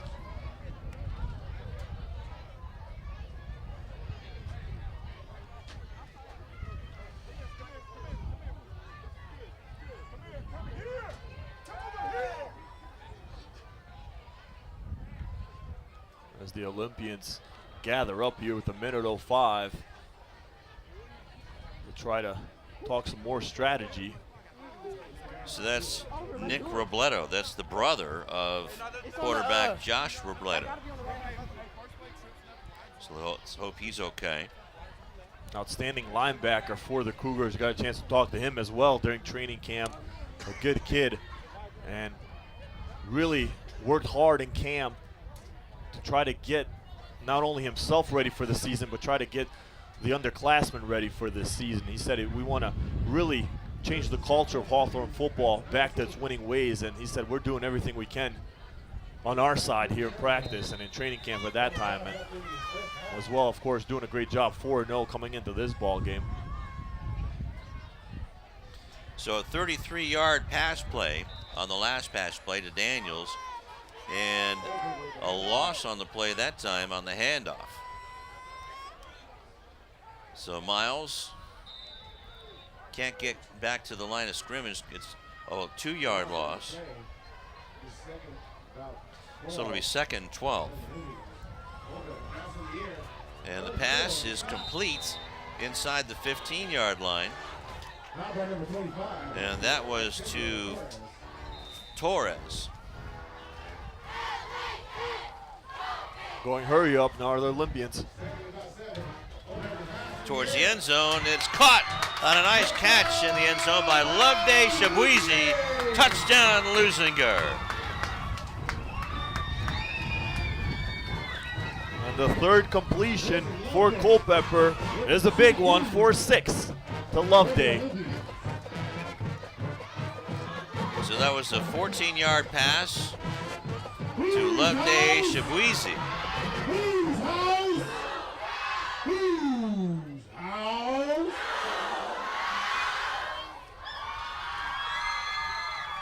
And that makes it 41-14. And a 2-point conversion again. Let's see who they're going to get to move. Alexander Ross moved for the Olympians, and a lineman inside. False start, they're going to call it on the offense. So they go 5 yards back to the 7-yard line.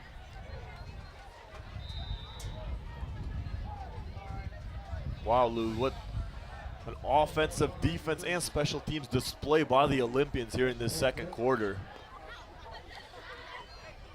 Sure has, and again, quite a difference from last week. Big difference. Ball is handed off to Miles, lets the defense go by him, but still is caught up by that terrific Cougar defense. And the PAT is no good. So with 11 seconds left in the half, 41-14 in favor of Leuzinger on Mayor Cup night. There you see the replay one more time. Beautiful play by Culpepper, and Loveday was at the top of the end zone there, using his size. The number 11. Still young at this thing called football, only in his first year, only been playing football for 1 year. Oh yeah? Oh yeah. Picking it up quick though, coaching staff is really happy and surprised of how quick he's picking it up at this level especially. This is the varsity level, of course, different than freshman or JV. Doing a great job so far. So get a 14-yard pass play from Culpepper to Shabuizi. And that's the first touchdown pass of the night.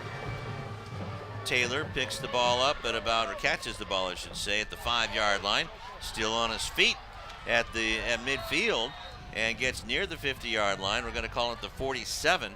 So it'll be 1st and 10 with only 2 seconds left to go for Hawthorne. On a great return by Joseph Taylor. The second big return of the night by Taylor. Interesting here, 2 seconds. Pretty decent field position, Lou. You think they're going to air it out? Yeah. Coach Henderson said they do play with that mentality, nothing to lose, so absolutely. Throw it up there, why not? See what happens.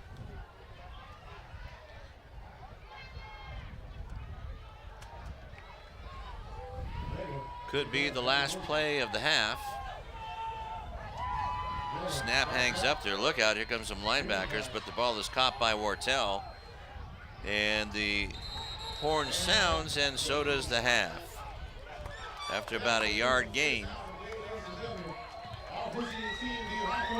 Actually, the ball was caught by DeJuan Burden. So going into the locker room, it is Leuzinger with a commanding 41-14 lead. Mayor's Cup on the line.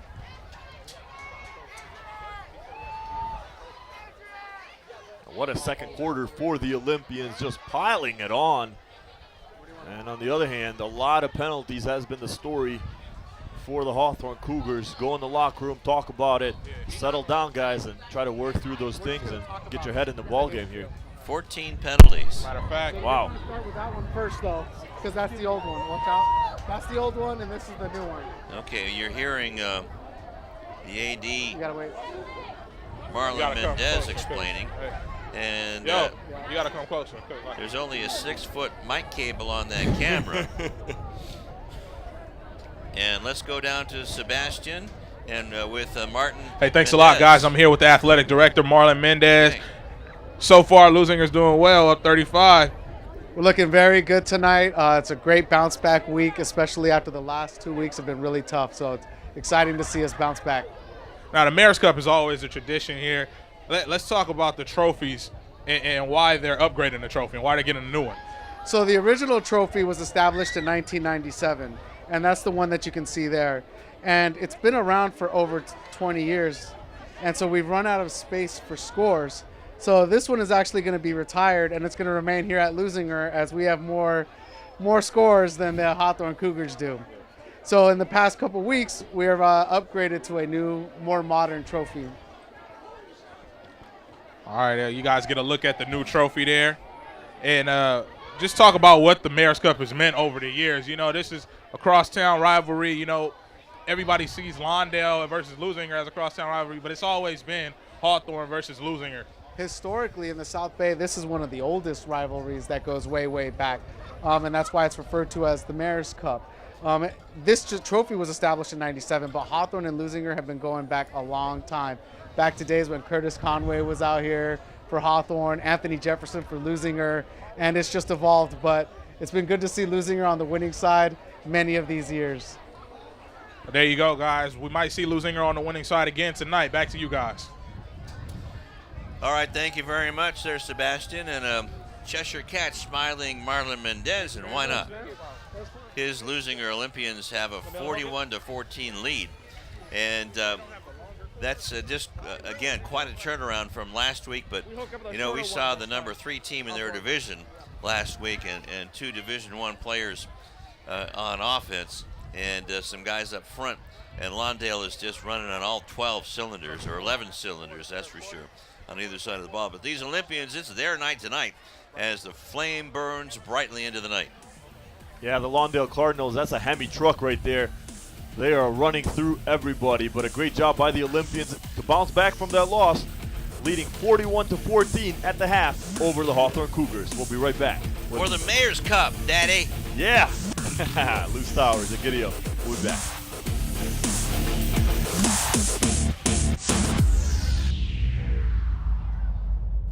Hi, I'm Donnell Beverly from the University of Connecticut, home of the 2011 National Championship UConn Huskies basketball team, and your Leuzinger Olympians. Beverly around the back, follow a jumper. Good, beautiful shot. It wasn't too long ago that I was playing basketball right here. I just want to thank him for having me here.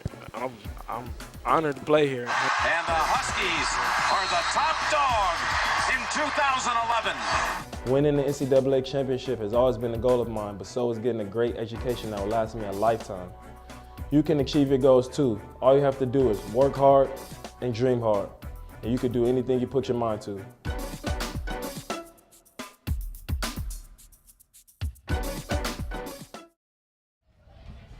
Back here at Lou House, Mayor's Cup, and it is 41-14 in favor of Leuzinger. Third quarter about ready to start. Let's go down to Sebastian.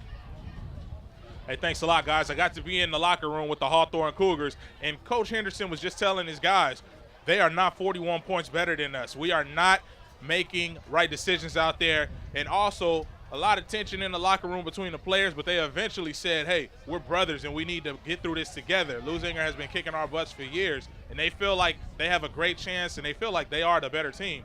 Now, Henderson being in his first year here at Hawthorne, you know, he already has 4 wins. That's already 4. If he has 4 more wins, he already has more than any of the coaches from the last three decades here at Hawthorne. You know, Coach Paysinger with 8 wins, another coach with 1 win, and a coach previously only with 7 wins. So he has the opportunity to do something with these guys that has not been done in a very long time. And he's very passionate about it, and he looks like he's trying to get those guys there. Back to you.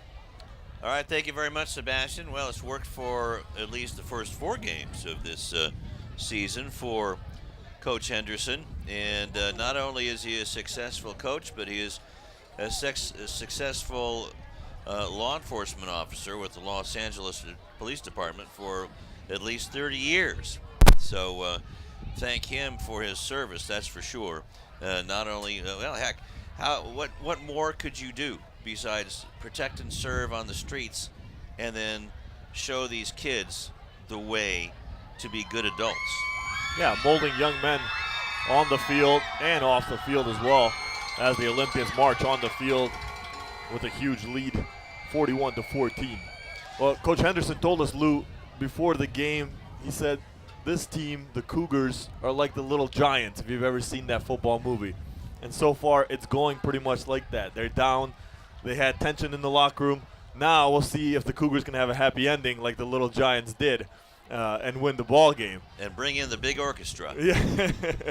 Let's go over some stats. I don't know, did you have a final thought? Okay. Let's go over some stats. Rushing for Hawthorne, Joseph Taylor III, 7 carries for 34 yards. He had 2 for losses. And Robledo with 7 carries for 13 yards. In the passing department, Robledo with 5 out of 14, 184 yards and 2 touchdowns. And the leading receiver is Wartell, Devontae Wartell for the Cougars. 3 catches for 157 yards and 2 touchdowns. And if they could have connected on a couple of more of those, who knows, right? Different story. Absolutely. And for Leuzinger, in the rushing department, it is Elijah Miles, with 13 carries, 150 yards, 3 touchdowns, and a fumble lost. And then Daniels, Samaj Daniels, 6 carries, 54 yards, and a touchdown. And Michael Culpepper in the passing department is 4 out of 5 for 58 yards and a touchdown. And the leading receivers for Leuzinger, Samaj Daniels, 1 catch for 33 yards, and Loveday Shabuisi, 1 catch for 14 yards and a touchdown.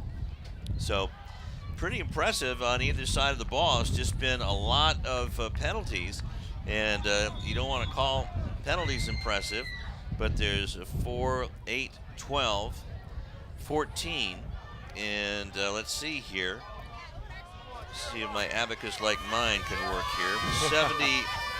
75 yards in penalties. So I know a lot of the, well, actually the one penalty that was on the Olympians, that was the tackle out of bounds by Sione Tukutau on Robledo. That led to a touchdown. So let's see, Leuzinger is scheduled to get the ball, up 41-14 to start this third quarter. See if the momentum can still stay on the Leuzinger side, or if Hawthorne can clinch it away from them. Leuzinger looking for their second victory of the season. Hawthorne looking to stay perfect at 4-0 and go to 5-0. And in the third quarter at San Pedro, Lawndale is down 20-14. So keep an eye on that one. That's surprising. It sure is. But that's a tough league that San Pedro's in too. Oh yeah, that's a good team up there as well. But I thought that would be a little bit closer this far in the ball game.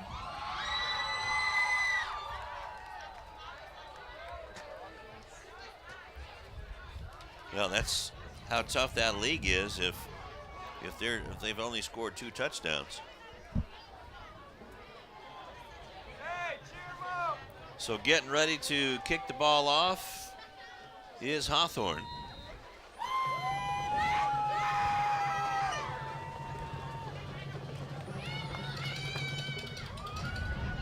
And Hernandez puts a boot into it, a short boot, and is picked up by Dejon Clemens. Clemens gets towards midfield and is brought back, but they're going to give him forward progress to the 49-yard line. So a good return by Clemens on the short kick, and Leuzinger is in business to start off the third quarter. big defensive series coming up for the Cougars. See how they come out of that locker room. Sebastian said that Coach Henderson talked to his guys, say, hey, this is not us on the field here today. We got to play Hawthorne Cougars football. And this first defensive series will go a long way to say how the Cougars play the rest of the ballgame. Now the Olympians finished up the first half by throwing the ball. Let's see what they do coming out of the power I. Play action goes down the sideline on the timing pattern, and a nice defensive play by Devon Houston, or that would have been 6 for Loveday Chibuizi. Houston getting a hand on it. Let's go, Loveday! Keeping Loveday, the big target, from catching the ball. That would have had Houston, we have a problem then. Loveday would have been in the end zone. That's right. Loveday split out to the near side, the only receiver on the right. Ball is handed off to Daniels, breaks one tackle, gets inside of Cougar territory for the first down, still on his feet, and finally brought down at about the 37-yard line of Hawthorne. What a run by Samaj Daniels, the junior. Textbook running right there. Right down the middle, hard-nosed. Keep your feet moving, lower your shoulders. Boom, right through the defenders. Took a Cougar with him there. There you see it, get a better view from up top. Great running. There's the Cougar he trampled on the ground. Culpepper going down the sideline again. Loveday, Chibuizi, touchdown Leuzinger. A 37-yard pitch and catch, and it is now 47-14, Leuzinger. Houston, now we have a problem. Houston got burned on that one there, Lou. And Loveday made him pay his second touchdown of the night. Second hookup, the first one was 15 yards, this one 37 yards.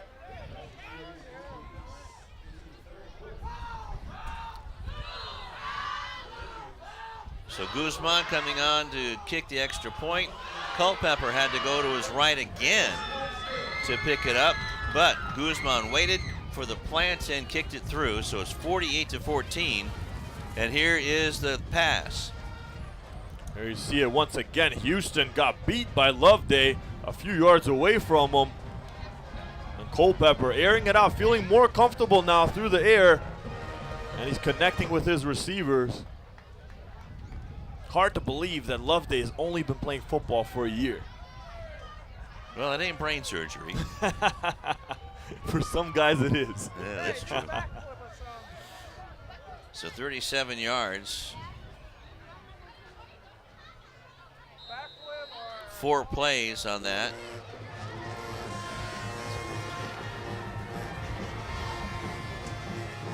As Guzman gets ready to kick the ball off to the Cougars. And that sticks like a dart in the 5-yard line. So it's picked up by Taylor, and Taylor is getting ping-ponged around just past the 20-yard line. So it's going to be 1st and 10 for Hawthorne, right at about the 21. That was definitely not the way Hawthorne wanted to start the third quarter, giving up that touchdown. We'll see if Joseph Taylor III can kind of mount his offense and his team back into this one. Well, we'll see. Also, we'll try to see if we can get Sebastian to find out who number 6 is for Leuzinger. He's playing a defensive end. Let's go, Leuhouse, baby! We're in the house, boy! We're in the house, boy! Woo! Let's go! We're here, baby! We're here! Leuhouse, baby! Look at them! Let's go, Leuhouse! So some of the players acting up for the camera downstairs. Don't know how the coaches are going to like that. Taylor steps back from a tackle, but now gets thrown back for a loss. They're going to call it a no gain. Sika Valet saying, "You ain't going nowhere tonight." There's the big guy, grabbed him by the jersey, just manhandled him. Got some help from his teammates as well there. So it'll be 2nd down and 10. A little more than 10. 10 minutes left in the third quarter. Robledo in the gun. And in motion. Snaps up. Robledo. Robledo's going to keep it and gets caught and brought down by Musica Vaelia. That's a better pronunciation than what I did. I don't know. If his mom comes running up after us, we're going to get out of here. Oh, yeah. 2 big plays by him, though. Nonetheless, Robledo wasn't going anywhere. Now it's 3rd and long for the Cougars. So a 3-yard loss, it'll be, or 2-yard loss, excuse me, so it'll be 3rd down and 12.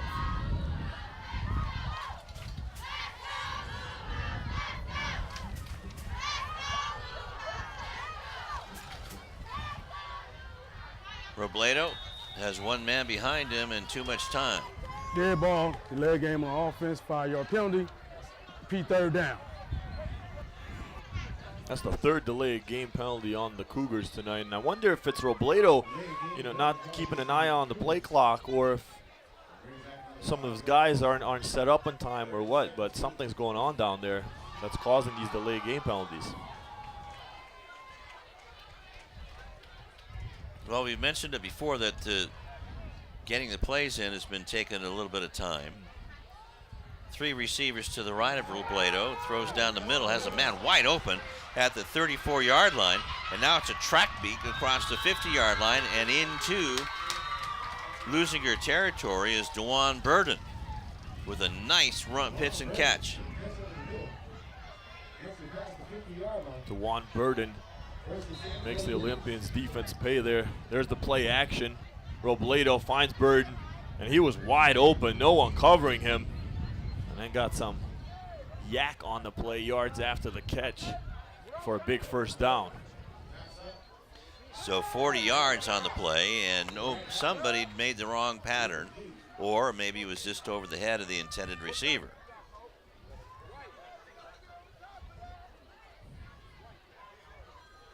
Intended for Devon Houston.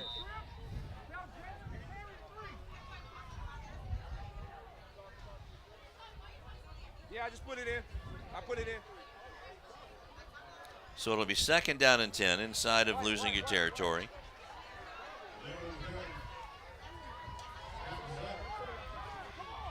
Swing pass and a loss back to the 50-yard line. That's going to be a 4-yard loss and a terrific play by Leuzinger's defense.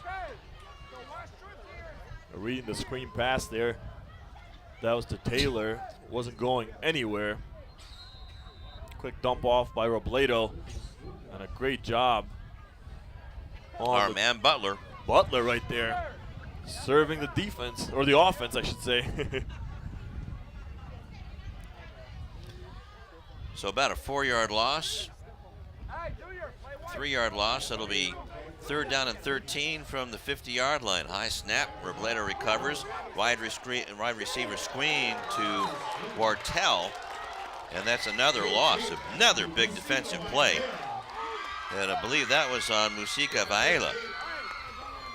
4th down situation once again for the Cougars. This Olympians defense stepping up big. Robledo's pass completed but nailed by the big guy, Vailea. Came in with a clothesline, it looked like, WWE style. So 2-yard loss. And they're going to go for it. And that one's intercepted by Torres.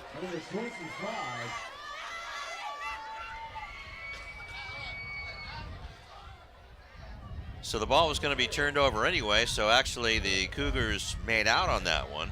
It would have been 1st and 10 from inside Hawthorne territory, but now it's 1st and 10 at the 39-yard line.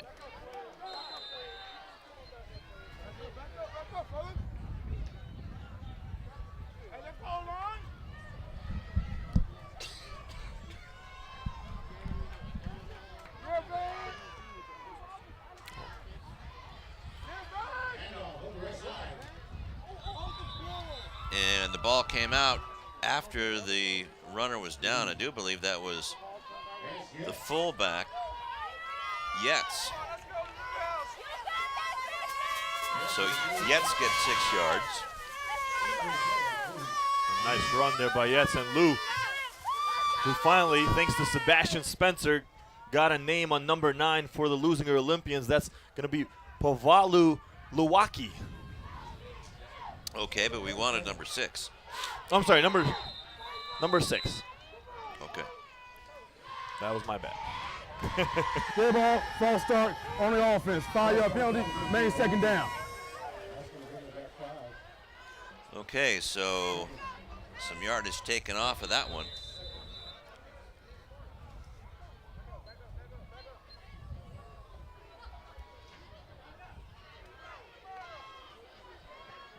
So it'll be 2nd down and 8.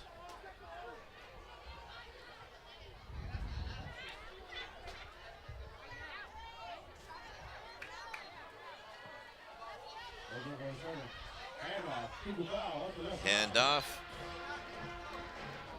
up the middle to the 45-yard line.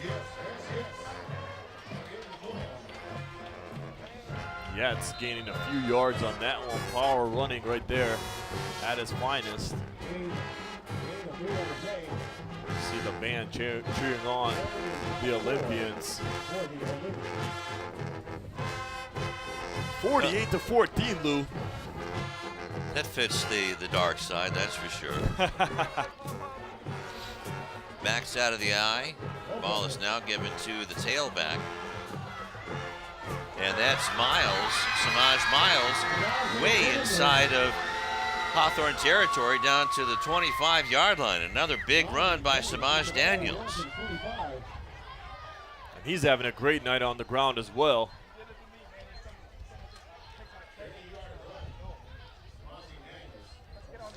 There you see some nice moves on the inside, juking the defenders, a stiff arm, and then just carrying a few Cougars with him on the way to a big first down. That was a 36-yard trap play. Daniels dotting the I. Yes is in there, and another offside. Dead ball, offside on the defense. 5-yard penalty, remains first down. That one was on DeClayan Potts. Big plug in the middle. Oh yeah, can't miss him.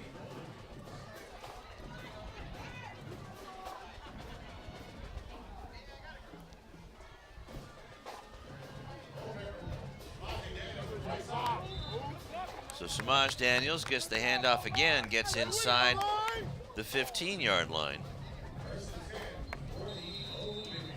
Moving the chains, moving the clock. The Olympians doing a great job on the ground tonight. So another long run, 12 yards for Daniels. Actually, it's 7 yards because of the penalty. And Yetz gets the ball. Yetz pounding his way inside the 5-yard line. Finally brought down by Francisco Chavarin. But Yetz is getting the bulk of the carries now. And that's a first down run. The big guy rumbling and tumbling, just knocking guys out of his way, following his big offensive line. And let's see if they'll reward him. Yeah, they did give him the ball, but now the ball is blown dead. A timeout call by Hawthorne.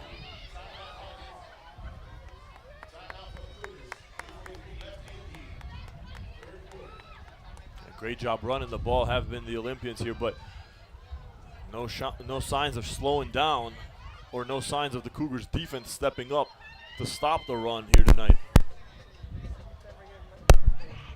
Okay, snap, crackle, pop. That usually tells us that somebody's getting ready for a report. And maybe not. But the no, it's either Sebastian or nobody. Or it's either Sebastian or you, Tom. And now let's go down to Sebastian. Hey, thanks a lot, guys. With the Hawthorne Cougars coming in this game undefeated, you know, they probably haven't played too many teams with a lot of competition. Leuzinger is probably the stiffest competition that they have faced to date, but it's not going to get any easier for them in the Ocean League with Beverly Hills, Santa Monica, and two undefeated teams already, which is which is El Segundo and Culver City. So we'll see how they do against both of those teams. Back to you guys. All right, thanks, Sebastian. And while that was happening, Yates with his first touchdown of the season that we know of. Vance Yates the second. So Not to be confused with the congratulations to him. With a 5-yard touchdown run.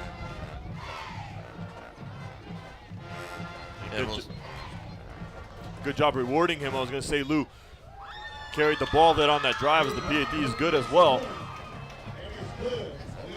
So with 3:29 left to go in the third quarter, it's 55-14 for the Mayor's Cup. And here's the replay, and he just follows this big offensive line into the end zone. Some great blocking there by number 57, Dorian Raymore, who also plays on the JV team. So good on you, buddy.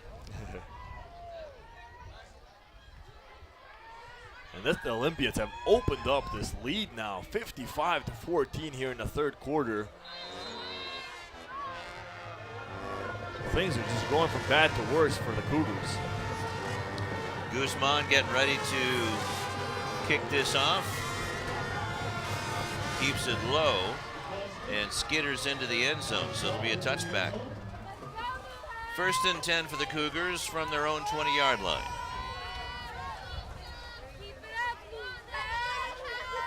Coach Henderson, there you see him right there. His first season as the Cougars head coach did say, this is the toughest competition we're going to play so far in our schedule, like Sebastian said. And it only gets tougher from there. Tough Ocean League, El Segundo, Culver City, Lawndale, and then also Santa Monica and Beverly Hills also in the mix as well.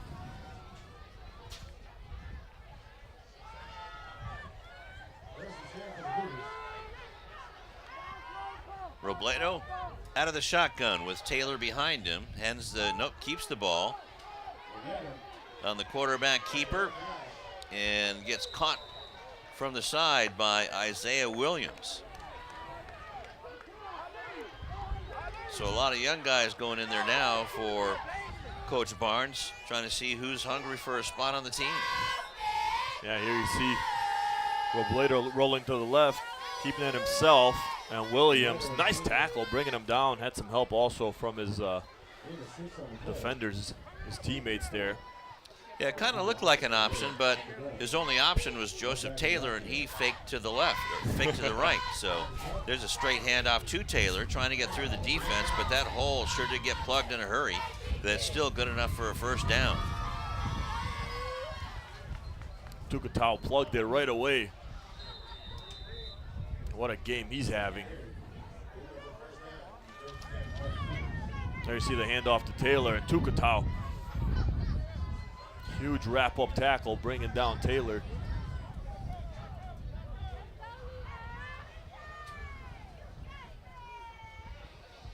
So the ball is at the 33-yard line after the nice 9-yard gain.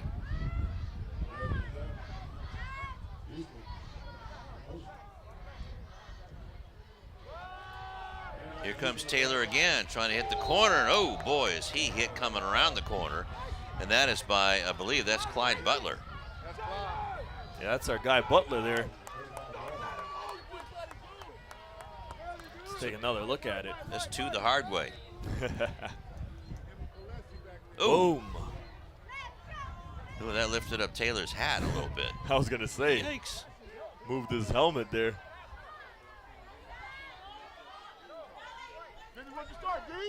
That's why you tighten the straps. Oh, they probably were. Until old Clyde got him. Yeah, loosened up after that hit. There might be some room up there for a couple of Tylenol.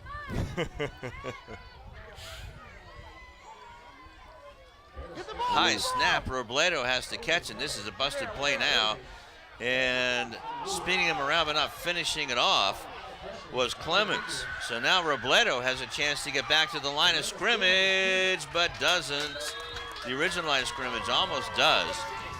And now we're going to have a late hit out of bounds from the back judge, even though he was the furthest guy away. Robledo, what a run there. I was going to say that young quarterback should know when to go down, but prove me wrong. They almost got back to the line of scrimmage. Great second effort by Robledo. As the refs discuss it here.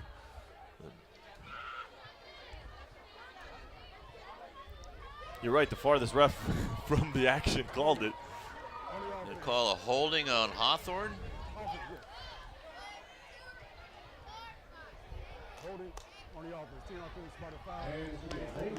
Wow. Okay. So that's rubbing salt in the wound.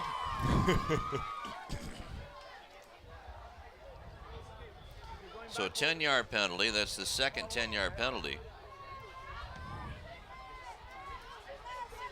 All that effort from Robledo for nothing.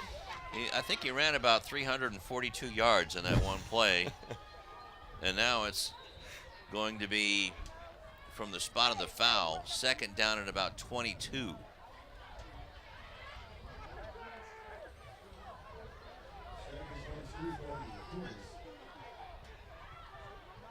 Under a minute here in the third quarter.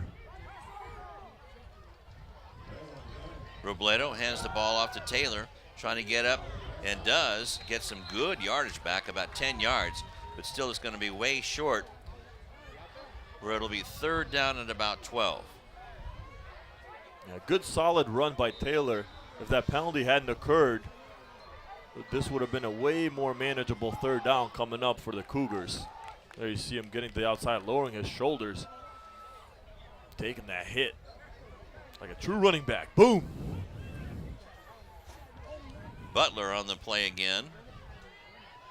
I think he's going to see, Taylor's going to see number 24 in his sleep tonight. And we have some movement on the line again. Liam, chill out, Liam. Chill out.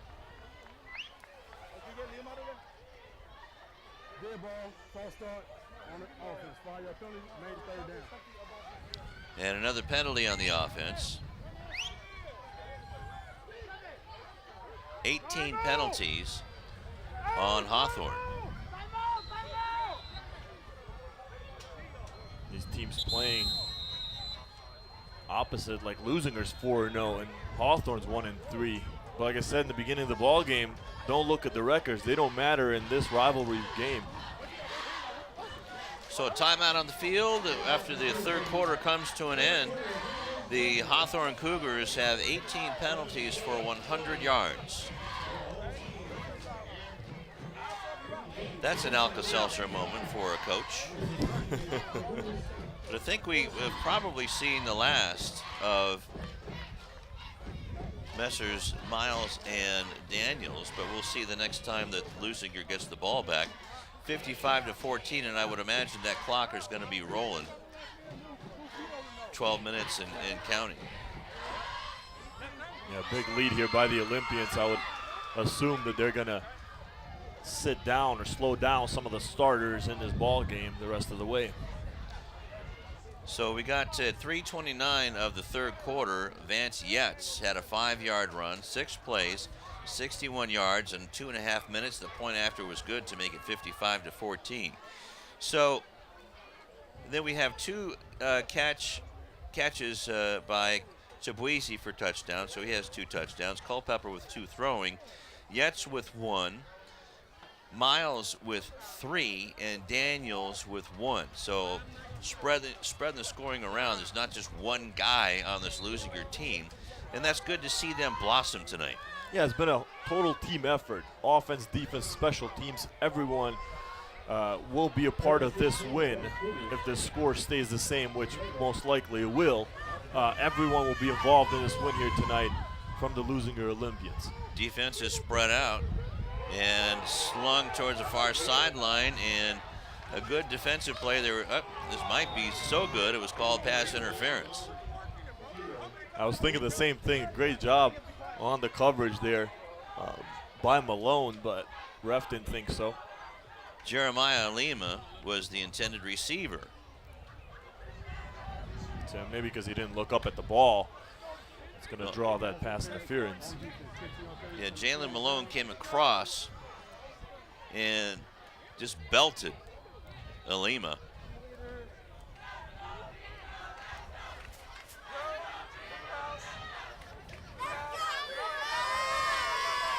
So 10-yard. So that was a still not a first down. It's fourth down though. That helps. Fourth down and 2 to the 46-yard line. Way more manageable now. Well, now they're saying third. Well, that's right. Well, down over. Okay.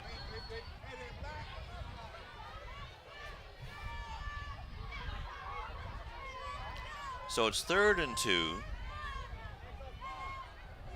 from the 44-yard line. Robledo keeps the ball on the quarterback keeper, gets the first down and then some. And he is down inside the 45-yard line, down to the 44. Finally brought down by Leuzinger's Micah Palmer. Robledo's doing such a great job on the ground. I don't know why they haven't used him on the ground more and let him keep the ball himself. Every time he's ran, he's gotten big chunks of yardage, and another big first down for the Cougars. There you see it. The play action, keeping it himself. He's very elusive. That's a 6-yard gain, excuse me, a 16-yard gain by Robledo. Play action, throw across the middle, is caught. Another first down by Hawthorne. Tackled by Sione Tukutau. And Devontae Wartell with another catch down inside the 25-yard line to about the 24. The junior having a big night on the receiving end. Has been a big help to Robledo here tonight.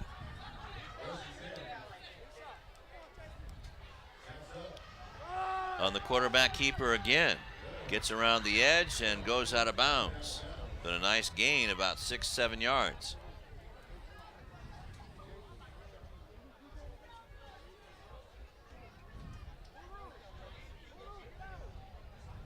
Cougars offense looking good, clicking here on this drive. I'm sure the coaching staff of Hawthorne would like to see this a little bit earlier in the ball game. Well, again, going against some other Leuzinger players, the starters getting a little rest. Robledo again on the quarterback keeper. Actually, no, it was handed off. It's DeJuan Burden, or is Burden now? No, Robledo's still out there, quarterback. They only gave Robledo 3 yards on that other carry. Thought he had more than that. Malone there coming in on the tackle.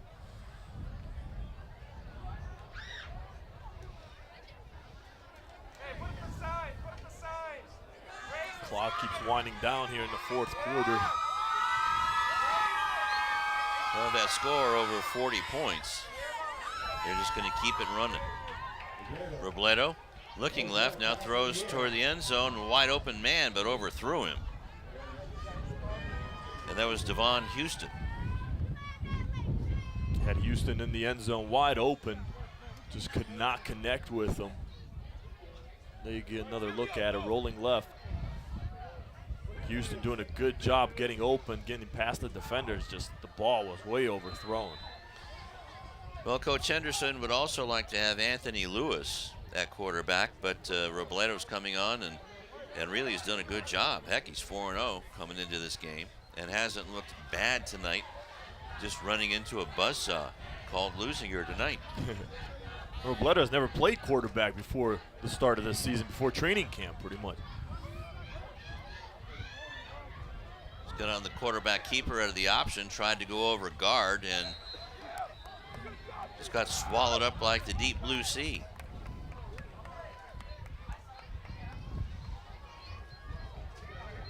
Coming up off of there is Ali Jamal. Robledo will move to wide receiver when the quarterback switch happens.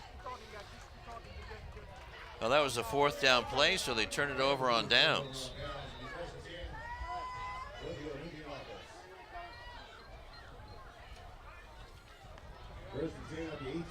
So Samaje Daniels was out there. Now he comes off.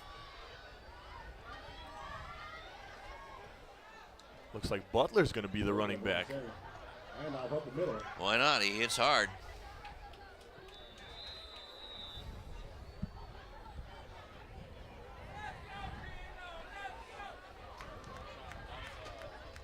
And here comes Ronnie Guerra-Montoya.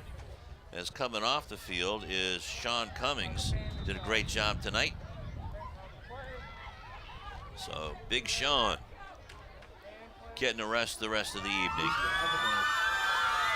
Well-deserved rest. Culpepper still a quarterback. Splitting to the near side is number 4, and that's Jason Hemphill. Ball is handed off, though.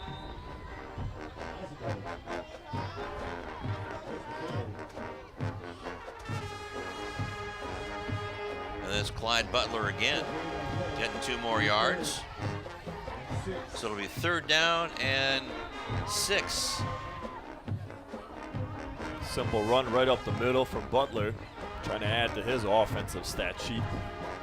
On the bottom of the pile was Nick Robledo, and that's good to see him back in the ball game after getting injured in the first half.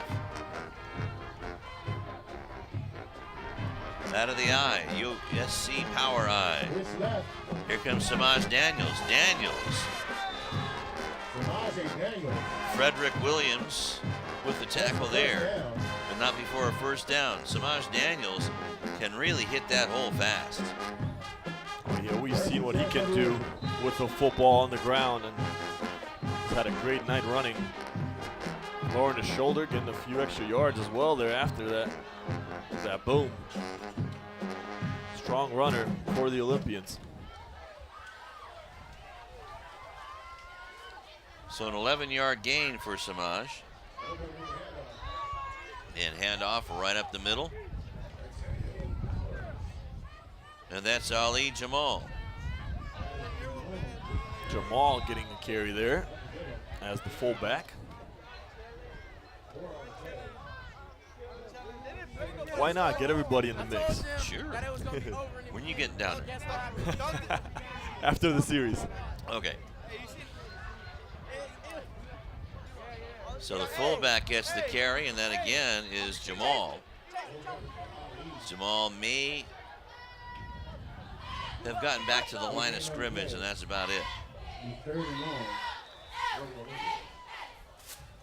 So it's going to be 3rd and 6 with 4:14 and the clock running in the 4th quarter. Mayor's Cup night, 55-14, Leuzinger with the lead. So not only is Leuzinger going to keep the old trophy, looks like they're going to get the new one as well. Handoff, Daniels cuts back outside, now comes towards the sideline inside of Hawthorne territory, finally tackled at about the 43-yard line. Big 1st down there by Samaje Daniels, the junior, once again getting it done on the ground. And once again, we'll credit the offensive line with some nice blocking up front. But the speed of Daniels helped them there as well. You can see it. What a burst. Tyler Johnson with a big hit. Samaje Daniels again hits the hole. Spins his way down inside the 30-yard line. Finally brought down there by Hawthorne.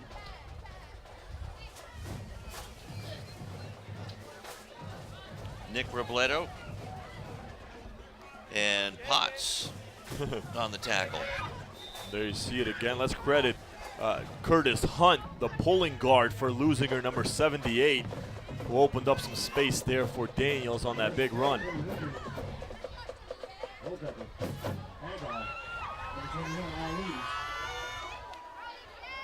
And Ali with a big run.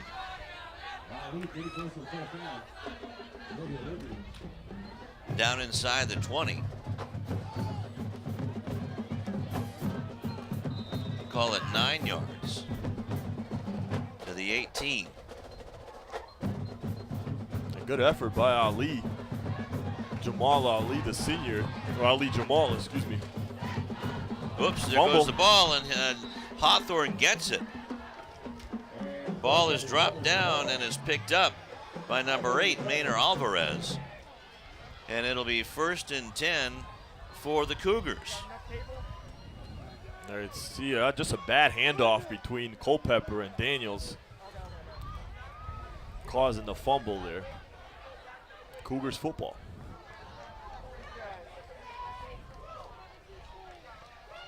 So Hawthorne gets one more try at it with 1:40 clock running.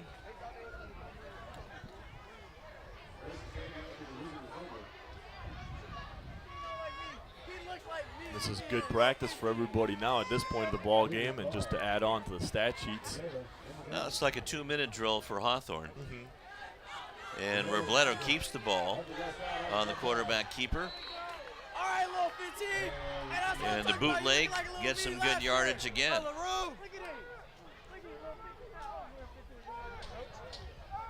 Yeah, nice run once again from Robledo, excuse me. What a hard-working young man, too, when I was at training camp. He was there way early, 15 minutes to 20 minutes early. Practice his throwing, stayed after another 20 minutes after practice, practicing his routes, practice his throwing. So, hard-working young man. And it's paid off 4-0 up to this point. Looks like they're going to take their first loss of the season, but still a good job done this far. 2nd down and 3, and Robledo throws the ball downfield, and it's almost picked off, but there's going to be a flag thrown.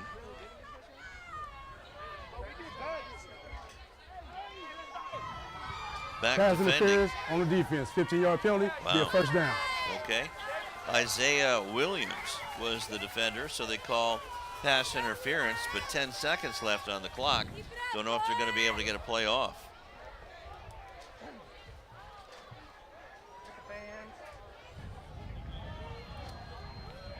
There's the play action. And, I don't know if I saw the pass interference there, but. Me neither, but at any rate, the horn sounds and that ends the ball game. And the Mayor's Cup stays here at Blue House. Whose house? Whose house? Blue House.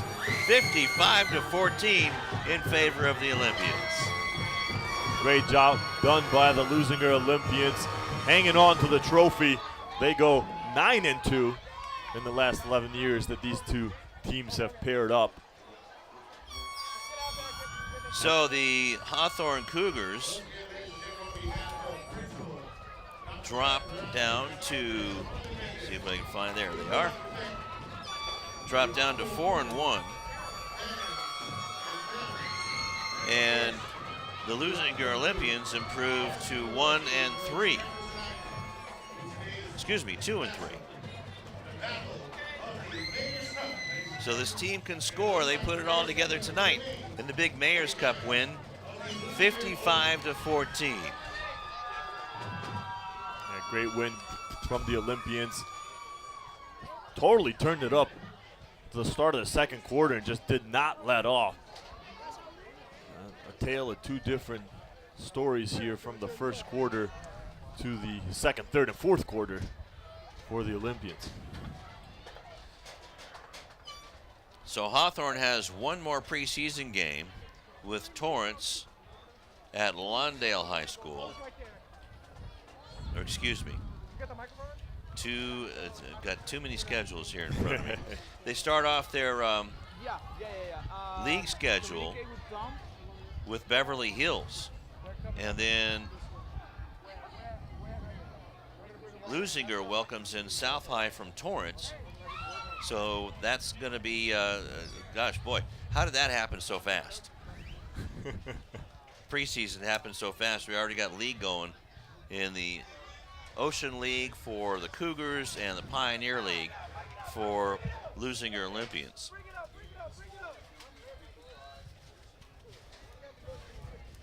Yep. So also just going over some of the stats, it was the penalties is what really hurt the Hawthorne Cougars, as again they had 18 penalties for 100 yards. Actually, more than that. No, that's right. That's 100 yards. We told them from the beginning that it was over for us. We told them from the beginning that it was over. Confident, happy bunch. Rightfully so.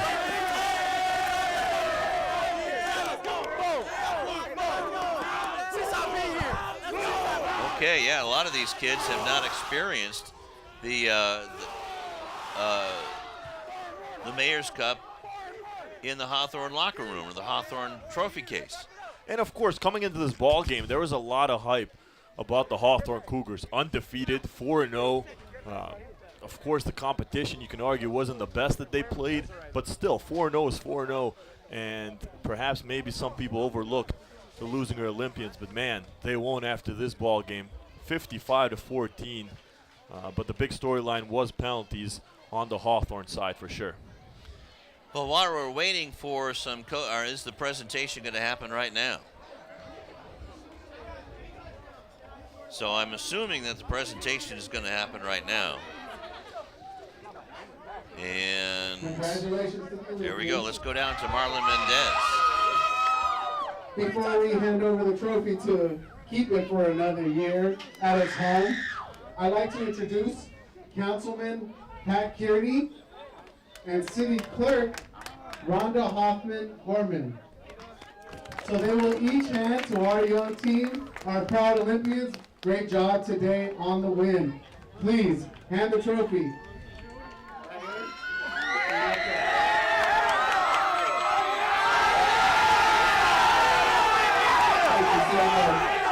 I got a question for y'all. Who's us? Who's us? Who's us? Who's us? Let's do that again. Who's us? Who's us? Who's us? Good job, boys. Keep it up.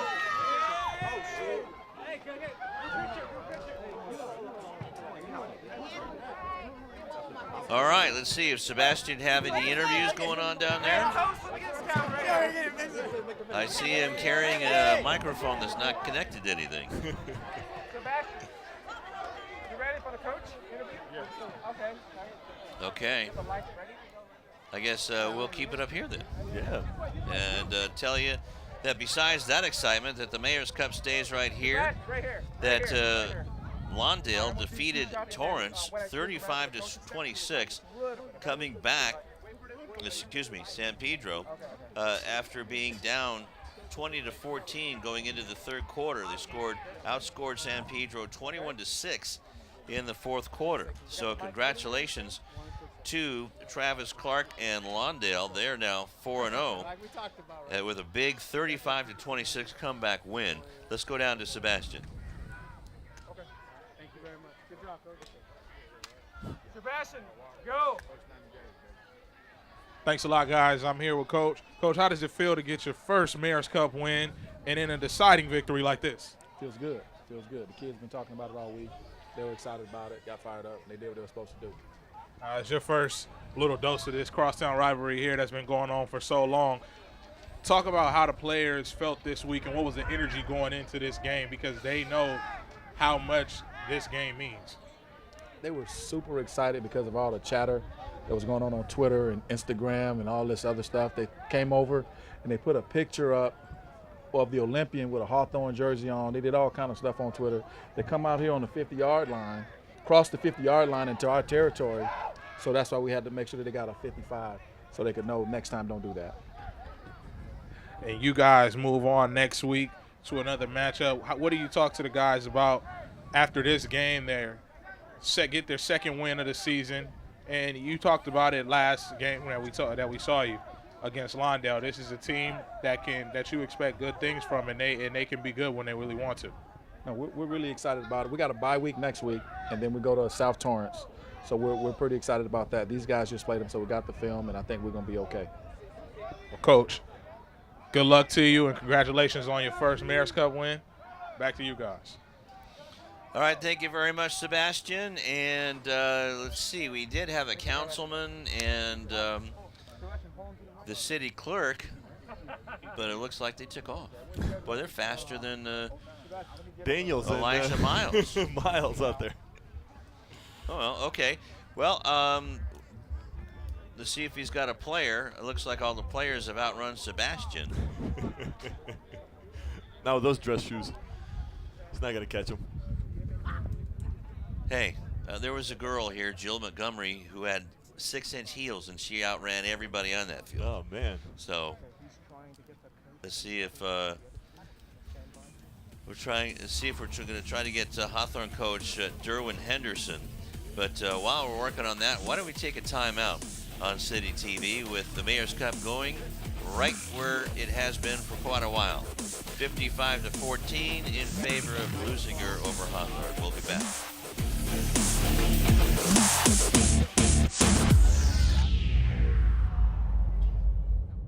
Hi, I'm Donnell Beverly from the University of Connecticut, home of the 2011 National Championship UConn Huskies basketball team, and your Leuzinger Olympians. Beverly around the back, follow-away jumper, good, beautiful shot. It wasn't too long ago that I was playing basketball right here. I just want to thank him for having me here.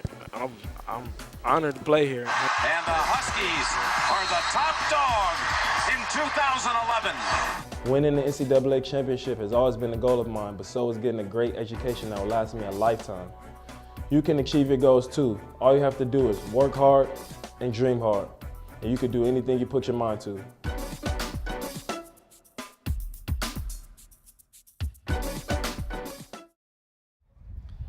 (55-14), Cougars lose to the Olympians in the crosstown rivalry that keeps the Mayor's Cup right here at Lou House. And let's go down to Sebastian.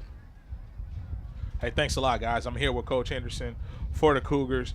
Coach, I know you talked about this win. This loss coming in after the half to your team. How do you think they took it? I know that they're devastated from it, but like I said, it's not life or death for this right here. We have to concentrate on the league. I saw some positive things in here. But it's just not the kid. As an entire coaching staff, we got to put it on ourselves. So, I'm the head coach, so I put it on me. We just have to not only play better, but be more disciplined, offensively and defensively. So, we chalk this one up. We can move on. And I was just talking to Coach Barnes as well. You and him first year at Leuzinger and you at Hawthorne, and you guys both getting a dose of what this Mayor's Cup is like. How do you think it was? How were the kids up until this week? I know he said there was a lot of trash talking back and forth between the guys, a lot of friendly stuff going on over the week. But, these kids know each other and everything, and they go to middle schools together. So just talk about their energy through the week going up to this game. Well, I coached here back in 2008, so I was very familiar with it. And I'm from Hawthorne, so I'm very familiar with the Cup. But it was, you know what, it's a great rivalry. Like I said, the kids know each other. They take it personal. They worked really hard at it. Like I said, I know they're disappointed. You chalk it up. We got next year. There'll be years to come for them to play in this. The most important thing was to come out of this healthy, get ready for league. Also get a little better. Execute a little better on both sides of the ball. But the kids enjoyed it. Like I said, hey, the game's over. We got to move on. We got to concentrate on the Ocean League now. And one of the most important things, Coach, and like you said, a lot of positives to take away, is like we were just talking about the culture change there at Hawthorne. And what are you trying to instill in these players that that makes them have a different mentality about wearing that Hawthorne jersey? Well, one is being physical, number one. Two is, execute every single play. Don't take a play off. And I know in the past, there was discipline issues or things like that. But it's been about discipline, executing each play. Each play is important. Each play can win a game. That's like I always tell them, you be the one to win the game. You make that play. So there were some times that we lost focus, lost discipline. We matter of fact, ran the wrong route. We had certain blocking schemes that we did and we didn't do it. So like I said, not only did I learn something, but they learned something today too. So we can take some positives away from it. Well, Coach, good luck to you in league. Appreciate it. All right. Appreciate you guys. There you go. Back to you guys. All right, thank you very much, Sebastian. And again, the final score, 55-14. We'll be back with some stats and the player of the game and the tip of the hat right after this on City TV.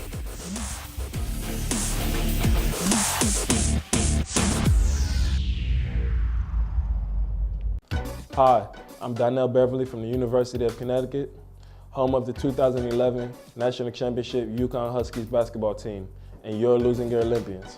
Beverly around the back, follow-away jumper. Good, beautiful shot. It wasn't too long ago that I was playing basketball right here. I just want to thank him for having me here.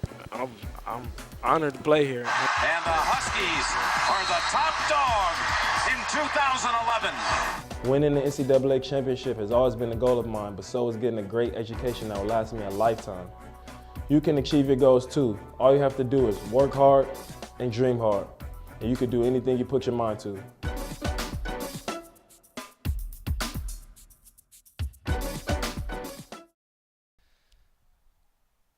Back at Olympian Field, along with Gideon DeLeo, I'm Lou Stowers. On the field, Sebastian Spencer. A great job, Sebastian, as always.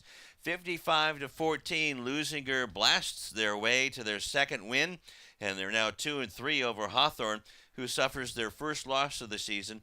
They are now 4-1, and what a surprise it was to see Leuzinger bust out like that. Yeah, penalties was the storyline here, especially on the Hawthorne side. 18 penalties for about 100 yards on this ball game. That was the deciding factor for the Cougars. Gave them their first taste of defeat in this young season. That's right. And just going over some stats, rushing stats for Hawthorne. Taylor had 7 carries for 34 yards, and Robledo had nine passes completed out of 20 for 232 yards, 2 touchdowns, and an interception. Wartell had 3 of those receptions for 157 yards and 2 touchdowns. Leading rusher in the game was actually Samaj Daniels with 12 carries and 160 yards, as Elijah Miles only worked the first half and had 13 carries, 150 yards, and 3 touchdowns and 1 fumble lost. So that tells me that they wanted to keep Elijah fresh for the beginning of league in a couple of weeks. Of course, tough league, the Pioneer League, and when you have a stud running back like Miles, you definitely want to rest him up, especially in a game like this that had gone out of hand. You knew Leuzinger was going to go on and win and get their second victory of the year. So Leuzinger and Coach Barnes wanted to just ram it down Hawthorne's throat with a running game, and boy, they sure did, didn't they? They did, yeah. Daniels, a few other guys as well, got a little bit of the action there towards the end. Ali as well. A well-rounded victory for the Olympians, like I mentioned earlier. Offense, defense, special teams, all a part of this victory. And congratulations to the Olympians.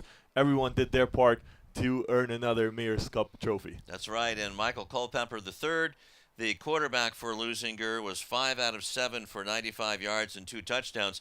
Limited throwing, but I just think that Coach Barnes really wanted to get that running game going tonight. Yeah, he got the running game, and then the throws opened up there. They were there for Culpepper. Didn't have a lot of completions. His third completion came for a touchdown, but was towards the end of the second quarter. But, man, he completed on some big throws, those throws that were completed for him and came at crucial times. So the running game was number one in the game plan for the Olympians. The passing game worked along and came along as the game progressed. But Culpepper, a junior, only his 4th start of the year, so he's definitely going to get better, and he improved here tonight. Oh, absolutely. Now it's time for our player of the game, and we both agreed that it was Elijah Miles of Leuzinger with 13 carries, 150 yards, and 3 touchdowns and a fumble lost. So congratulations to Elijah, who really opened things up for Leuzinger in that first half as they just kind of busted it open, like we said, and really knocked Hawthorne back on their heels with 150 yards in the first half and 3 touchdowns. Yeah, 3 big touchdowns in that first half, and then didn't need to work in the second half. Did such a great job, took the rest of the game off. But congratulations to Elijah Miles, and when he goes to school on Monday, high five all those offensive linemen because they did a great job blocking for him up front as well. Oh, absolutely. And now it's time for what everybody waits for, and that's the tip of the hat. And since both of our guys were here, Leuzinger and Hawthorne, we have to go to the Hawthorne. We don't have to go to the Hawthorne sideline, but still a lot of heart showed by the Hawthorne Cougars tonight in that 55-14 loss, led by our tip of the hat player of the game, or our tip of the hat of the game, who is Joshua Robledo. Congratulations. Yeah, great job of him tonight. The quarterback, Lou, outstanding, unfortunately, in the loss. But and there you see Rufus right over there. There he is. Okay. Still in spirit here. That's right. And again, he was 19 out of 20 for 232 yards, 2 touchdowns, and an interception. Also had some good running yardage in there as well in the second half. And these Hawthorne Cougars really have nothing to hang their heads about because they can only learn from this experience because their league is also going to be a very tough league as well in the Ocean League. Yeah, El Segundo undefeated. They defeated Torrance here tonight, 41-10. Culver City's undefeated. They're playing. I'm not sure their score. That's a tough team. Lawndale, of course, you mentioned, they're still undefeated. And then Santa Monica and Beverly Hills always shows up to play, as well as Hawthorne now. They're the dark horse in this Ocean League this season. You never know. It's up for grabs. Always exciting action in the Ocean League for sure. That's right. It's going to be a fun one, and we'll hope that you join us all the way in this football season and on City TV Sports. Lawndale, by the way, is now 4-0 after coming back 35-26 over San Pedro, a very tough San Pedro team in a very tough league. Well, that's going to do it for us here at Olympian Field on the campus of Leuzinger High School. Or next week, we're going to go back to Lawndale, where Torrance is going to be at Lawndale in the Cardinals' Nest. Can't wait to be there. Can't wait to see Lawndale firsthand myself. I'm excited to see that team. A lot of talk, a lot of hype from the Cardinals. That's I'm right. excited. Well, Josh Wilmore has been getting a lot of hype, not only in the Daily Breeze, but also a nice story by Eric Sonheimer in the LA Times this morning as well. So he is. We're really looking forward to seeing him next Friday nights, along with the rest of the Cardinals and you as well. Well, the final score again from Leuzinger High School on Olympian Field, where the Mayor's Cup stays right here at Lou House. And for Sebastian Spencer and Egidio DeLeu, I'm Lou Stowers telling you until next week in Lawndale, so long.